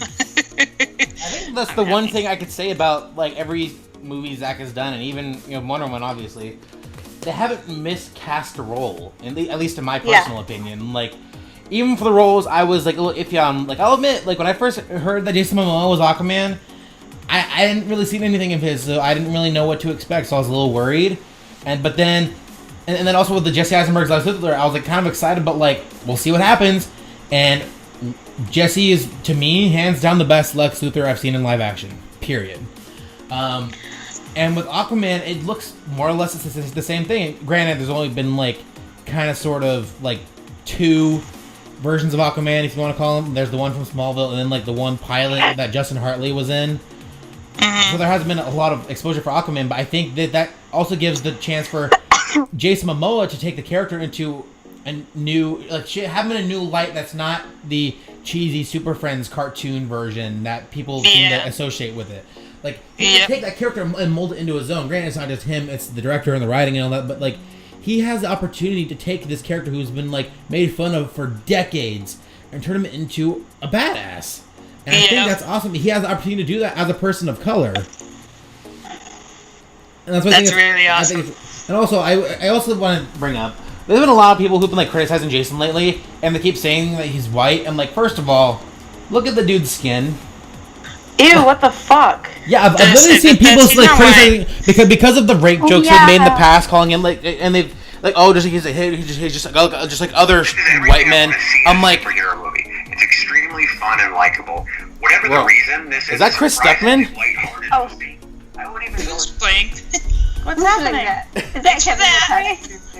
I love it. Sorry, it's in the background. I was on Twitter just trying to look for the guy that I was speaking about with interviews. Yeah, his review is out. Yeah. What was I saying? I lost it. They called Jason White. Oh yeah. So sorry about Jason's ethnicity. Sorry. No, it's. I just want to say, people who first of all to say that you're stupid because first of all you must be colorblind if you think Jason Momoa is white. First of all, with the name Momoa, which I don't know any other white dudes named Momoa. Like, Okay. No, I wanted to write like a whole. Maybe after my exams, I'll write like a whole spiel about how perfect his casting as Aquaman is. Like just him being biracial, him being half Hawaiian, and it's just amazing. Like just in. It's so much more plausible than the random British people from the sea in the first place. Like, Yes. where the freak did they come from? It doesn't make any sense at all. They get a Brit accent. Why are they? Yeah. For real, what happened? The monarchy just tipped into the ocean one day. Nobody noticed. well, that's the one thing. Okay, I'll admit. So far, okay, so I kind of, to an extent, take like a quarter of what I said about the DCU casting being perfect. I mean, like I like the actors they've cast for Aquaman. I just wish they would have cast or something. They're all white and like that. Yeah. Kind of That was more or less my issue. Is that like yes, Amber Heard looks like she's great. I'm glad they cast like someone like her, especially after everything she's been in. And Willem Dafoe, I really like him as an actor, and I just wish that they kind of continued the trend of casting more people of color in these movies. No. There's a reason for that. You see, right? Because Aquaman's supposed to be an outsider in both worlds. Think about that. It's like, what kind of message would that be sending if all the Atlanteans were people of color? The Atlanteans weren't supposed to be this like bigoted, backward race of people who are isolated. That's true. I mean, I know that that's as someone who is Polynesian and someone of color, you are making him functionally an outsider in man's world, and then as half human, he's an outsider in the Atlanteans' world. Because you don't send that message of him being an outsider as clearly if you cast him as white. I feel. I hope that actually what they end up doing is spending as much time on his non-white family. I think that's my concern, because like the thing is that like I think that that's a really good point. I think that is definitely something that they're probably taking into account, because when you tell biracial stories, you have to be really careful because there's going to be a bias against the non-white side of the family. And I like that. I just hope that they spend as much time on whatever policy. Yeah, I mean, as in Arthur Curry's father is always so central to his storyline, right? And if they're gonna make him, someone like a Hawaiian man, that would just be amazing. Like I would have a meltdown. I am on the brink of a meltdown right now just thinking about it. Oh my god. I mean, that's why, I totally get that. I just, and I understand, that idea of the story, and I think that makes the story more interesting. But I just, as someone who's been, enjoying seeing more people of color in these roles, I just want to see a little more of that. That's just where my, not worry or frustration with that. I wish there was at least a little more. But, I mean, I get it for story reasons. It just depends on how the story is told, so. I mean, also, Mara isn't from... Atlantis. She's not Atlantean. No. Yeah, she's an outsider herself. She's been exiled from Atlantis too. But her society is worse. Her society is it's more bigoted, more secluded than Atlantis. Okay. Yeah. So there's no opening there, because that's the thing is that when they cast her, I was did she have to be did we have to add another white woman because it would have been so cool, but if it fits the story, it fits the story. Yeah. So I guess we'll see. But I'm still excited for Aquaman nonetheless. And just like the little bits of behind the scenes stuff we've seen from like the footage of like, and then like the one shot I've seen on Tumblr of like her walking to the bar and it looks like some guy's hitting on her and then she just explodes with a beer can in his face. Guys, it's currently like super late. Well, it's not super late. It's nearly 12, and I have to sort some stuff out for work tomorrow. It's been great talking to you guys. I've missed doing this. And We missed you here too. so excited for tomorrow. So excited, and hope you all enjoy it. Let us know how you find it, Nick. I'll definitely let you guys know for sure. Same thing with you as well. Sorry. Wait, it's not. Who's watching and getting a bit as well? Me. Yeah. Same with you. Yeah. Yeah. Enjoy it, and I will hopefully try and I'll help get in on the reaction podcast. Oh yeah, so we'll definitely try to for that one. We'll definitely wait until everyone has had the chance to see it, so that way we can all try to get on it. Because give everyone a fair shot to talk about it. Because that's because pretty much what this whole podcast has been building up to anyway. Yeah, definitely. Anyhow, good night, guys. Good night. Thanks for joining us. Bye. Yes, and so I mean, I think with that being said, unless there was anything else you guys wanted to bring up before we all part ways for the day. I hope you guys all have an awesome Justice League experience. I hope you guys do too. It's hard to believe that it's already here, like these years of waiting, and that it's all built up and that's pretty much here. I can't wait to see it tonight. So I'm trying to like keep my excitement balled up, but I'm literally almost like jumping on my bed of excitement right now. Same. I'm like more nervous than I was for Batman v Superman, so I somehow I'm so much more nervous. Put myself in a hole, and I just was like, well, whatever, and went and watched it, and now I'm like, oh, if it's not everything I needed to be, I'm gonna freak right out, so we'll just see. I was so sure I was gonna be a stone wall this time. I was like, nothing can get me. I was so wrong. I'm a mess. I've been live blogging the mess. I know. I've seen your live blogging, and yeah. The reviews might have shaken me either way, but I do freely admit I think I'd be less of a mess if Zach hadn't had his tragedy and if he hadn't stepped down. If he had been in charge of the entire thing, I would be less nervous, But now I'm just like, who's been in there messing around, and what has Joss done, and how much has been tinkered with, and what's exactly, he hasn't been there. That has me way more worried. Whereas if he was at the helm the entire way right up to opening, I'd be like, you know what? Even if they cut the time, this is still Zach's movie, and I'm gonna love it because I'm pretty sure by now I love his stuff.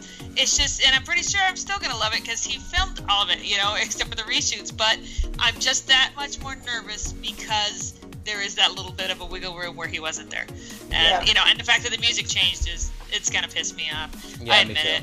I'm already gonna bellow at the screen and be like, "That's not the right Batman thing." I know it. I can feel it. So. We've already got a pretty firm fuck Danny Elfman mentality podcast. It's our official podcast position, correct? I know. Yeah. Not even kidding. I'm overstepping. Yeah, and he's up on the gargoyle. It's such an awesome, iconic shot, and the frickin' surge of music in the background is his frickin' Batman theme. Oh, God. Just come on. Can you please just have a little bit of artistic integrity instead of just being all about measuring your dick? Oh, wait, you can't? Okay. Also, I'm not sure if we brought this up. Otherwise, I think I'm okay. Yeah, Sorry, Nick, go ahead. No, it's okay. I'm not sure if we brought this up, but also, I just want to say Danny Elfman himself just looks like a fucking creep. I don't know if you've established that. He literally looks like when he was doing like the singing part for Jack Skellington earlier this year or some video. No. I guess. Don't ruin that. Well, I guess that was him. God, that's terrible. I'm never thinking that again. I'm washing that knowledge from my brain. Yeah, he literally was saying that he's singing a whole with the score and everything. He was singing. It's a live video of him singing it. And I'm like, that's Danny Elfman. He looks so damn creepy. He looks like that's Jack Skellington. Oh, I'm hurt. Well, only the singing part. Only the singing part. It's just some creep. Yeah. Okay. Yeah. So yeah. Yeah. That's Yeah, we don't need to get into that whole thing again, but just FYI, we all hate Danny Elfman. Sorry. I'm Yeah. us all down, but yeah, I just dang it. If Zach had been there all the way, I'd have been like, yeah! Oh, I Just know. screaming my way in. But I admit there's a little bit of a measure of nervousness that I keep waffling back and forth because I'm just like, I'm sure it'll be fine. I will love it. I'm sure I will. But, and so I just need to get it over with and see it, and then I think some of the pressure will be off because then I can at least decide one way or the other what I think, Yeah. So, And that's the one thing I've heard from people is that the score isn't memorable. So if you went in, like, we already kind of know how the score is going to be, but... Yep. Yeah, like some of the themes are there, but it's a lot of Danny Elfman generic BS. Yep. And I'm already I saw mourning it. someone watched say Man there of Steel wasn't this enough morning, John Williams on Twitter. And I Are you wanted to show fucking them. serious? I was not calm. Oh, Lord. Help me. How about there's no yeah. John Williams? Like, seriously, again, I used to look... Okay, this is, again, not to get in this whole discussion again, but I just want to say this. I loved the John Williams theme for the time. For Superman's... For the Christopher Reeve movies, bad music, fine. no. For Smallville, that was fine. For Superman Returns, that was fine. This is the fucking DCEU, damn it. There's no place for it here. Exactly. It's Like- a whole new universe. It's already had its musical identity established. You don't come in here at the last gasp and change it. You don't. And you definitely don't change it to go backwards into some retro, sentimental time that you just got It was a decision made at the inception of this project. That's what's so Exactly. upsetting to me. It Yes. was a decision that was made at the inception of this project. It was made for specific reasons that were very, very well thought out. Nobody does this stuff accidentally. And, like, the idea of just sort of, like, deciding that in the third part of this project, like, not even letting them finish Justice League with the same music is just... It's so frustrating and so bullshit. And I don't even know how I'm going to deal with it going forward. I'm not really sure.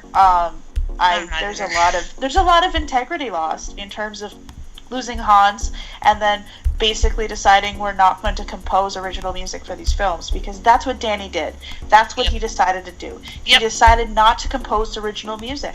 I saw a tweet on Twitter where someone actually just lined up a big chunk of Justice League music and played the Hulk theme right after it. It's the same freaking music. Yeah. It's the same shit. Well, no, that was like literally like I saw this video on Twitter of like some guy. He was playing the Justice League like score, and in it you literally hear part of the theme of the fucking Avengers. No joke. And are you fucking kidding me? Like, what kind of hack are you to do something like that? Seriously. Yep. Lazy, half-assed, and amazingly hack. Man, my language is bad. Usually I'm so good. Sorry. I know. I was about to say, I agree. Katie, you're used to the I watched PG Man of one Steel here. This morning, and because I'm just reviewing really quick before we hit Justice League, and the music is so freaking beautiful. I'm watching the movie, and I'm already like, it's so beautiful, and I'm already mourning. I'm not gonna get those. Oh, it's so beautiful. The music's so perfect, in this film, and it makes me sad. Lex Luthor's theme is parts of Superman's theme played backwards. Like I know, it was so amazing. Like I heard that, I'm like, oh my god. And even like look, I really enjoyed the Wonder Woman score. I did. It's not my favorite score, but at least there was something original there. Like it had her theme, used it when they needed it, but did its own thing. What the fuck? Why couldn't Danny do that? Ugh. Yeah, like what? Honestly, I would have been. At least apply. I would have Wonder Woman theme, which was like the biggest hit of the movie. Like the most. Like nobody argued with that theme. Nobody across the board. People who were like Batman vs Superman is trash were like, but I totally rocked out to that Wonder Woman theme. Like literally, people would rant about the movie and how much they hated it for like 3 pages, and at the end be like, yeah, but like I was doing the air guitar to the Wonder Woman theme like everyone else. It makes me just want to kick them in the head. It's an electric cello. I know. Nutshell. So yeah. I know. No, and that's what I would have been like, okay, if they replaced Junkie with like the composer of Wonder Woman, I would have been like, it sucks, but at least they're staying in the DCEU family. You know? Yeah, I'd have been like, all right, at he'll do a least. credible job, and he'll reuse the themes that need to be reused, and okie dokie then, you're right, I would have been better with that. Or even the fucking was, Suicide Squad composer whose score I barely remember. I liked his score. I liked it very much. I don't know what it is, but every time Deadshot gets on top of that cop car and just starts killing, little zombie thingies, stuff like that, and the music playing in the background, it's very, very compelling. And I'm like, so I agree. I would have gone for that. That would have been okay. Yeah. He did a nice anyone job. who's at least familiar with these themes. But no, they had to pick someone who's high on his own shit, and he's just... I hate Danny Elfman. Did they get out a Ouija board first and try to raise Dick Donner? Is that what happened? They just went up the list and they were like, who's least dead from these franchises? Well, no, it was basically Joss going, who did I have do the music for my last superhero movie? Oh, it's so I know. Ugly. And it's just no. The Avengers is not great cinema. I'm sorry. It just and the music is entirely forgettable. I mean, when it's over, it's over. And it's then the most forgettable part of it. I think that there were great parts of that movie, but but I didn't come out humming the themes and going, man, I freaking need that soundtrack so bad. I just don't. And Danny didn't even do the first one. The first one was okay, but there was a lot of brass and it kind of bothered me. And I kind of liked the first one. It was fine. But then Age of Ultron was entirely forgettable. And guess who did that one? I don't remember a stitch of music from that one. And I've seen it at least twice, if not 3 times. And usually that's enough for if I like it, it'll stick in my brain. But nope, nothing. Because it's just forgettable. So I admit, I know I'm going to be disappointed going into this, but that's okay. Then I'll come back, I'll get in the car and slam my Man of Steel or Batman vs. Superman on and be like, this is what it should be. And then I just can't wait for the DVD to come out, and then all the YouTubers can go ahead and just slap it right on there, and I can live vicariously. That'll be lovely. But one thing I gotta say, everyone, to talk about Justice League, everyone I've seen who's seen the movie has said that the second end credit scene is amazing. Yes, so this is definitely. I'll let you guys know how I feel about that, because everyone is literally saying it's. Some people think it's better than the movie, and these are people who love the DCEU. So. Wild. Like the end credit scene. So, which, honestly, I'll admit. Don't leave until the credits are all the way over. It's. I mean, they're probably the most pure part of the movie, if we're going to be totally fair. They're probably the things that were the least fucked with, and it's probably like watching a little tiny Zack Snyder movie without, regular intervals from boob trampoline assholes. I hate him so much. I'm not chill about him this week. Yeah. I've been angry at Joss every morning when I wake up and every night when I go to sleep. I am not okay. If this film doesn't have, even just today, it's a weird thing, because I'm watching Man of Steel, I'm watching Batman v Superman, I'm ready to go, let's do this thing, I'm going to throw some Suicide Squad in there, bite me, I like it. But at the same time, watching all of Zach's amazing camera angles and the way he shoots from a certain perspective, or this and that and the other, stuff like that, and even Man of Steel, I'm realizing, holy crap, it just plays out like a freaking comic book.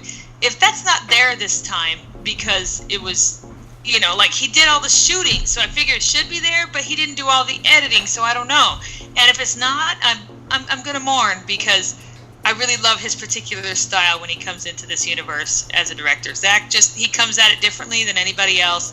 And at times in Man of Steel, I'm like, back up a little bit. I want to see a little bit more. You're kind of like, it's a really close, tight frame, but at the same time, it comes out really like a comic book, and Batman v Superman was so that way.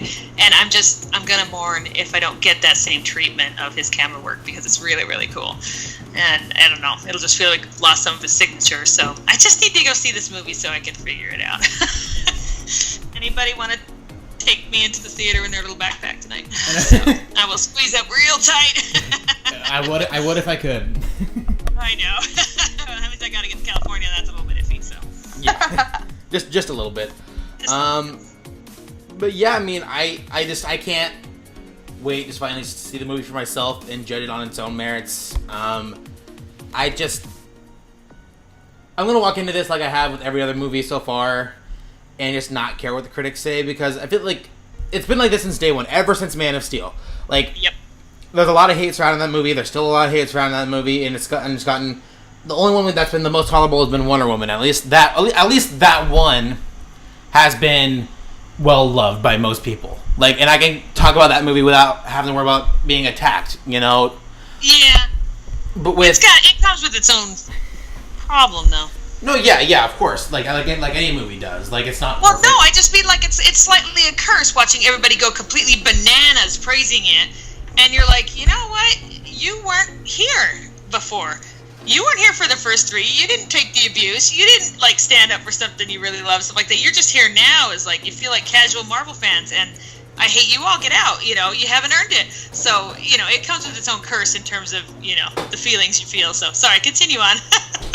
No, yeah, it was just my whole thing. It's just I'm not surprised at the reaction that the critics are giving, even if at first they were like, "Oh no, we really enjoyed this movie too," and like, well, the DCEU was a failure, so. Yep. Like at this point, I'm just gonna reiterate things I've said. Just fuck the critics. Exactly. Like At what point are they gonna say anything that really I truly care about? There are a handful of critics that I do enjoy reading their stuff, and like. Yep. That's what you should do in any medium, or like if you find a critic you enjoy who's deep and thoughtful and unbiased and gives honest opinions about their movies, and if you happen to have the same style or same taste, then yeah, you follow those people. But I'm done. Yeah. I don't give a shit about people who've been bashing a man and his family just because he makes some movies that they don't like. Like those are the kind of shitty people. Honestly, I would just tell them to their face. You know what? Fuck you. You're literally a garbage can of a person. Like I'm done giving those people the time of day. Like I really am. Like anytime anytime I've gotten like comments on the podcast, is that what they want the clicks, they want the attention, they want you to read what they're writing, they want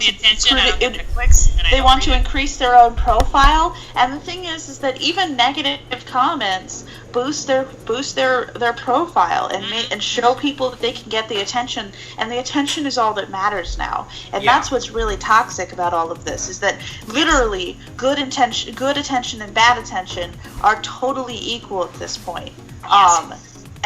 That's a really big problem. And I think that what happens in terms of the people who have saddled up and started marauding through the comments of Twitter don't realize is that they're playing into the hands of the people who are being terrible. Those people are not expecting a good reaction. Those people are not expecting to be praised for that. They're expecting to get a bunch of angry people in their inbox, so that they can stigmatize it. Like it almost happened to me the other day. Like I literally almost got in one of these Twitter arguments where like someone was like, "Well, Cyborg like Cyborg isn't disabled because he has implements," and I was like, "Okay, well, that's crazy." What? And like. It was just a situation where halfway through the conversation I was like, okay, hold up. Are you wanting to learn about this and hear about the perspective of disabled people? Mm-hmm. Or do you just want me to say something inflammatory so you can put it up on your Twitter page? And that person literally immediately broke off from me. Literally immediately went, "Oh, I think this is going nowhere." And I was like, "Oh, okay, I can figure out exactly what you wanted out of this exchange, and you're not going to get it. Because all I'm going to do is repeat to you that disabled people aren't fucking half people, and that, like, the idea that someone is not disabled because they actually have implements that help them is the most disgusting ableist thing that you can say on social media. Like, you just need to stop. And I'm trying to help you, and you don't want help. What you want is an angry DC fan that you can hold up as an example, and you're not going to get what you want from me. Yep, I totally agree. Which is why I tend to not wade into that stuff as much. I have opinions and stuff, but I tend just to not go off when engage it's something like that. with when a lot like of it. You're literally being ableist. You're literally being misogynistic. You're literally being something disgusting. Like you're doing something that actually hurts people. Because I don't think that people who say, Batman vs Superman was objectively trash, it's a terrible movie, are actually hurting anyone. But you are hurting people when.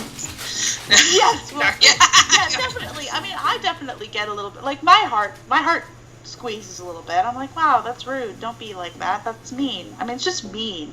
But like, there's a difference between mean and actual like social harm. And the social harm is when I lose my cool. Like, you cannot talk about Cyborg that way. What was the other thing? Oh, the Martha thing.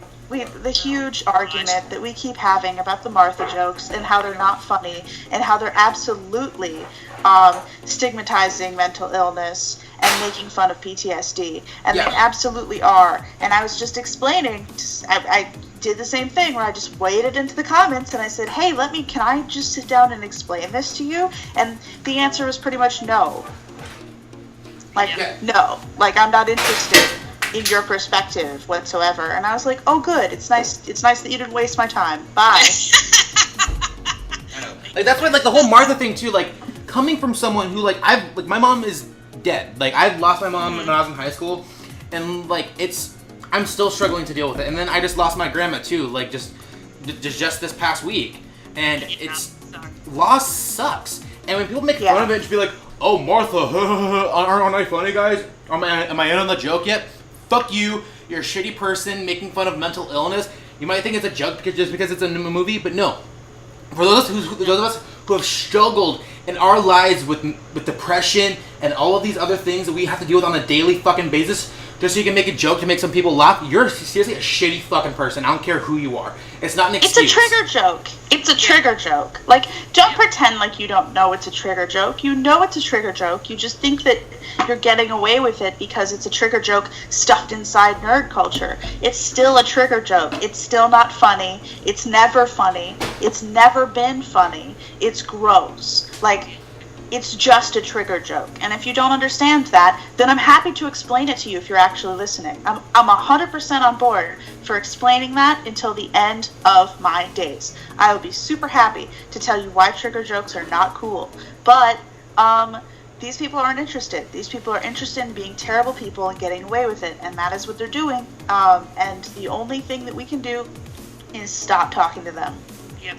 I think some of them get wrapped up in the security that comes with feeling that there are such giant numbers that feel this exact same way, that there's not going to be any opposition going, whoa, that was tasteless, or going, no, I actually thought that moment was nice, or even is going to challenge the fact that that was a really kind of cheesy thing. Though. But no, I agree. But they get caught up in that security that, quote, everybody hates these movies. So it's okay to make a joke about it, even if it's a trigger joke or whatever, because everybody hates it, and it's totally okay. And so on one hand, they're kind of surprised when they get opposition from it. But I agree that in the end, it's just not helping, because it's just feeding the fuel of these people who are like, oh, cool, now we know what gets the reaction, so let's just keep doing it. And they're basically trolls. They're just big fat trolls. Yep. So, but I do think every once in a while, like, I don't know, somebody on Tumblr posted. I don't even remember the post. She just got all wild excited and posted something basically about how she'd rework Man of Steel, and in the end, like, I don't think she expected any opposition from it. She expected a whole lot of back patting, from all of that, quote, everybody population that doesn't like Man of Steel. And it's like, you're totally right. And instead got people going, dude, that's what happened. Weren't you paying attention? And was like, and boy, next thing we knew, that sucker was deleted, and so it was very impressive that it is kind of nice sometimes to see people go, oh, okay, but it's hard to ferret out the trolls who are actually going out to hurt people and make horrible, jokes and be hurtful, and those who are just caught up in the, everybody hates this, and I've got great ideas, so I should get a bunch of pats on the back, and then they learn really fast that, okay, there actually is a faction out there that enjoys this, and I shouldn't open my mouth unless I really want to hear from them. So it's hard, though. It's impossible to decide who they are sometimes. Well, that was like... Well, the thing is I don't think we have a fandom full of, like, completely pure intentions anymore either. And I think that's just a symptom of growing. That's good. We're because not, I think people in general are not people. Yeah. Well, I also think, in terms of intention, I think that we started out at a pretty good place. And And I think early DCU fandom, we were pretty good at ferreting out people who were engaging in bad behaviors. Like we had like one person on Tumblr back in the day. Like, I think that person is still around. And was our only crank-a-don. And that person, I know that for sure because that person was super pissed at me. And it was the only like really like creepy stalkery anon I've ever had in my entire life. It was just funny. But we had like one person, but we could like point at that person and be like, absolutely not that. Yeah. But now there's just more people, and more people equals, you know, a wider variety, and that 10% of ugly is going to get bigger because there's 10% of the fandom is still the 10% of the fandom is now a much larger number of people. Exactly, because the fandom has swollen. I totally agree, and that is entirely true. So, and I'm not saying we're all perfect because we're not, you know, and there's some people out there I want to smack, no matter what kind of fan they are. But intentions, you know, in terms of intentions, like I'm not saying intentions are always big for me. You know, everybody's trying to hurt people with that. You know, because you did, and you know, if you weren't intending, then a lot of people be like, dude, I'm really sorry, I had no idea. You know, I didn't even think that through, and other people are just like, you know what, I don't even care. And yeah, you're right. Intention makes a big difference. Yeah, and that's why, like, I don't know if you guys remember, like, last year when, like, Chris Stuckman did this whole, like, Zod snap neck thing. Do I remember? That is the one time I got so angry I actually said mean things on Twitter. I have never done that. I'm barely To be fair, though, I think that was the strongest our fandom has ever been. I felt like we flexed our freaking muscles. We were beautiful. I laughed so hard at his ridiculous version. It was like, you've got to be kidding me, dude. And we were just memeing it like 10 minutes later. I know, it was literally the most hilarious thing ever. And it was just, you're right, I think that was the most, like, that was just like the best time. Because, like, we all came together to just make fun of this guy who literally just became a joke. And he's like, I just wrote that in 20 minutes because I wasn't even trying to take it seriously, guys. I'm like, well, no shit, you're not a writer. See, that's what I favorite when he put it out. He put it out as, check out this awesomeness that I would do to fix Batman v Superman, especially the Martha moment. And the sad part is, I only did it in 20 minutes, and so he's totally like, check it out. It wasn't awesome. A joke. In 20 minutes, I could do it better than the professionals who took 3 years. And then, when it backfired on him horrendously, suddenly he's like, you know, I only did it in like 20 minutes, okay? And I didn't work on it very hard, and it just really hurts to have people walk past and say, you know, like, that's really crappy, and I hate that, it's awful, when I really didn't even work that hard on it. I mean, you guys really should think about what you say. And it was like, I could not hold it together. It's like amazing, too, I laughed that, so like, hard. It was like, sweetie, the dissonance that it takes. You know, to drag something that someone worked on for 3 years and then cry on the internet about people saying mean things about something you spent 20 minutes of your life on is amazing. Like, and the fact that what he was doing was the attitude was there too. He was sure that his was so freaking awesome, and look how fab far I am. up your own ass you have to be. Terrible. He's like the Danny Elfman of film criticism. I couldn't help it, and I laughed so hard. So yeah. Wow, but that was good times, and you're right. All I could think about, I think that was when I attempted one of my first posts about the whole deal and everything, and it was that whole idea that he's being buried under all those memes that were made of him, and I mean, all I could see was Lex standing over him, going, "You flew too close to the sun," you know. Look at you. I laughed so hard. It was like, you had such dreams, bud, but you know, you need to sit down now. I'm never gonna like sympathize with people who do shit like that. It's like you're literally asking for it when you're out there, first of all, trying to diminish someone's actual hard work. Yes.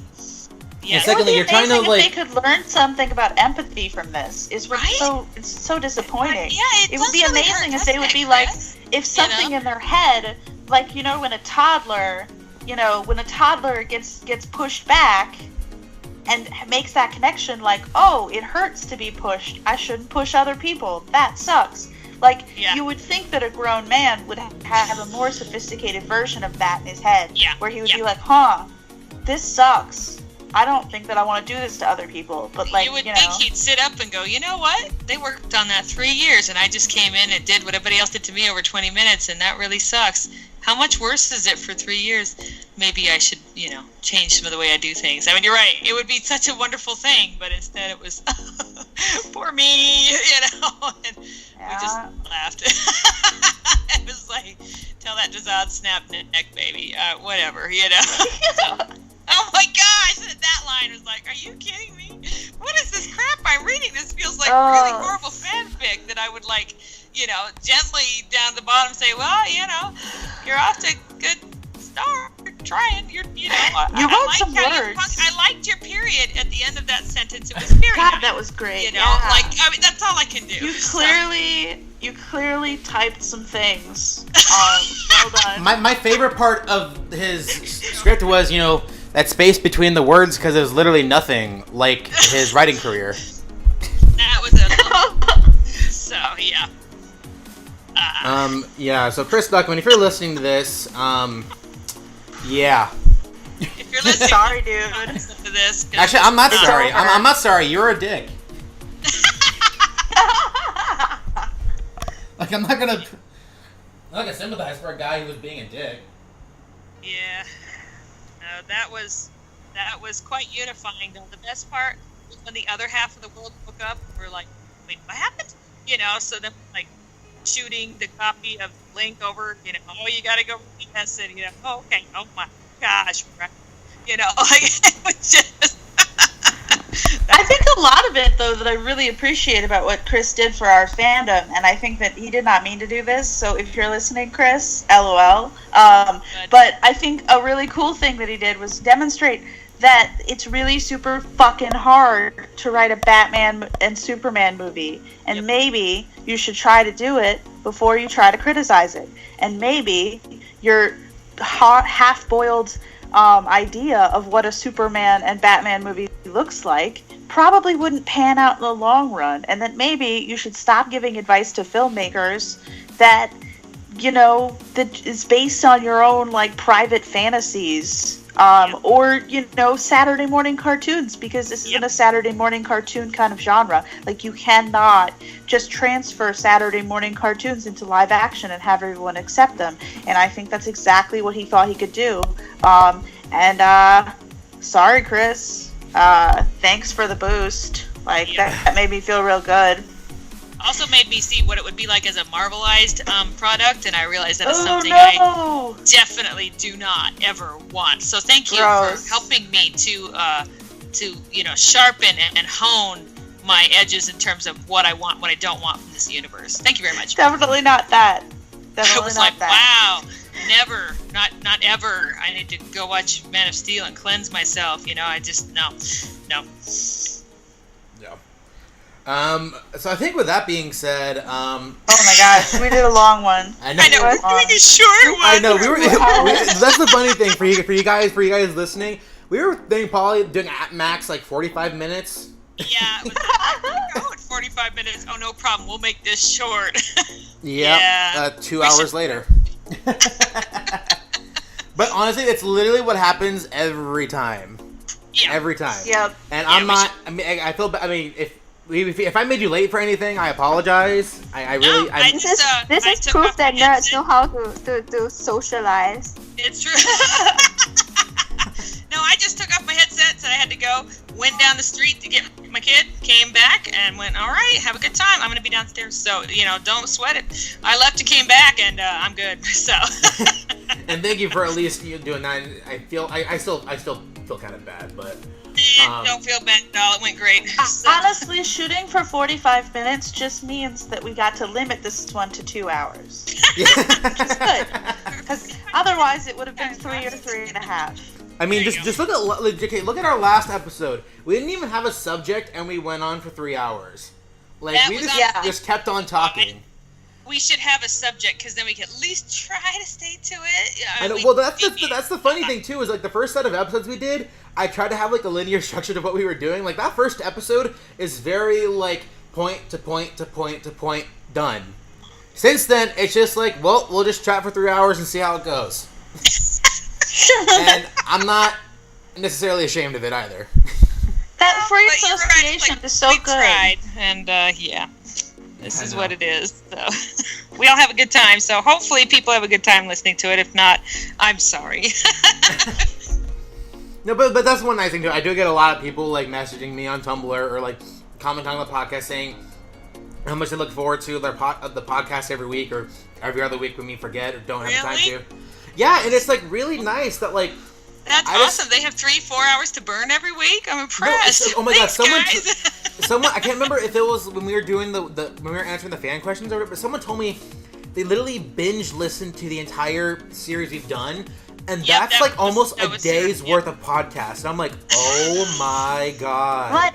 Like not to like, you know, I don't mean this as a slight to the podcast, but that shocked the shit out of me. Like I was like, wait. Like, first of all, I was like, people are listening? Yeah, exactly. How many people? How can you listen to us babble for almost 24 hours straight? You are stronger than I, so well done. Well, seriously, like, thank you guys for supporting the podcast. Like, it means the world to us, but, like, at the same time, like... We're shocked you're here is all. We are. No, but seriously, you know, thank you guys for listening every weekend, for everyone who sends me the kind messages. Like, we really do appreciate it. But at the same time, it is just shocking because we just sit here and ramble and see what sticks. Yeah. And, it's not even a news podcast, so you know you're just getting our brains. I know. I hope you like them. I know. So yeah, I think that being said, that's probably going to be it from us for this week. So this is our last podcast pre Justice League before we've all seen it. Yep. I think Artem's probably already seen it. He hasn't really been... I'm not sure where he is. He said he was seeing it today, which is like earlier for him.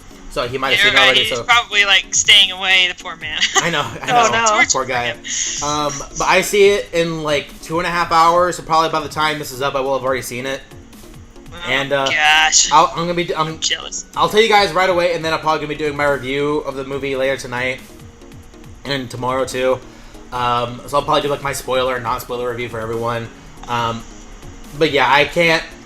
This is like literally like 10 years of my life dedicated to the DC, and I think it's gonna pay off tonight. So wish me luck. Have an awesome time. And I will definitely let you guys know. And thanks again, always, for you guys joining me today. It's always fun chatting with you guys, rambling for as long as we do, and hearing you guys' thoughts on everything. It's awesome, and I'm glad we have the time to do this when we can. Same here.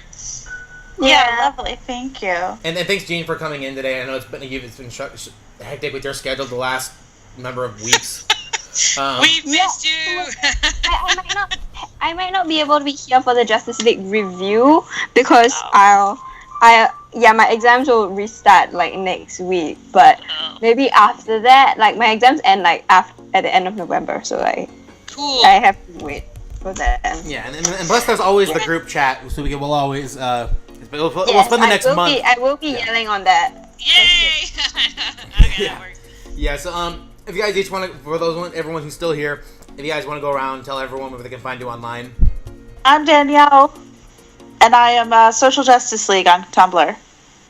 Hi, I'm Jean. I'm Batch Activity on Tumblr. I'm Katie, and I'm Story Advocate on Tumblr. And you guys can find me at Man of Steel on Tumblr and Twitter. Here at Nerdy Nick on YouTube. And you definitely check out my reviews of Justice League coming out some point later tonight or tomorrow morning. And for next week's podcast, where all we're going to be doing is discussing the movie, spoilers and all.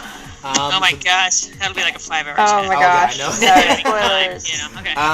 And I can't wait. So until then, I'll probably talk to you guys later tonight after I come out of the movie. But for everyone listening, thank you guys, and I'll see you guys next time.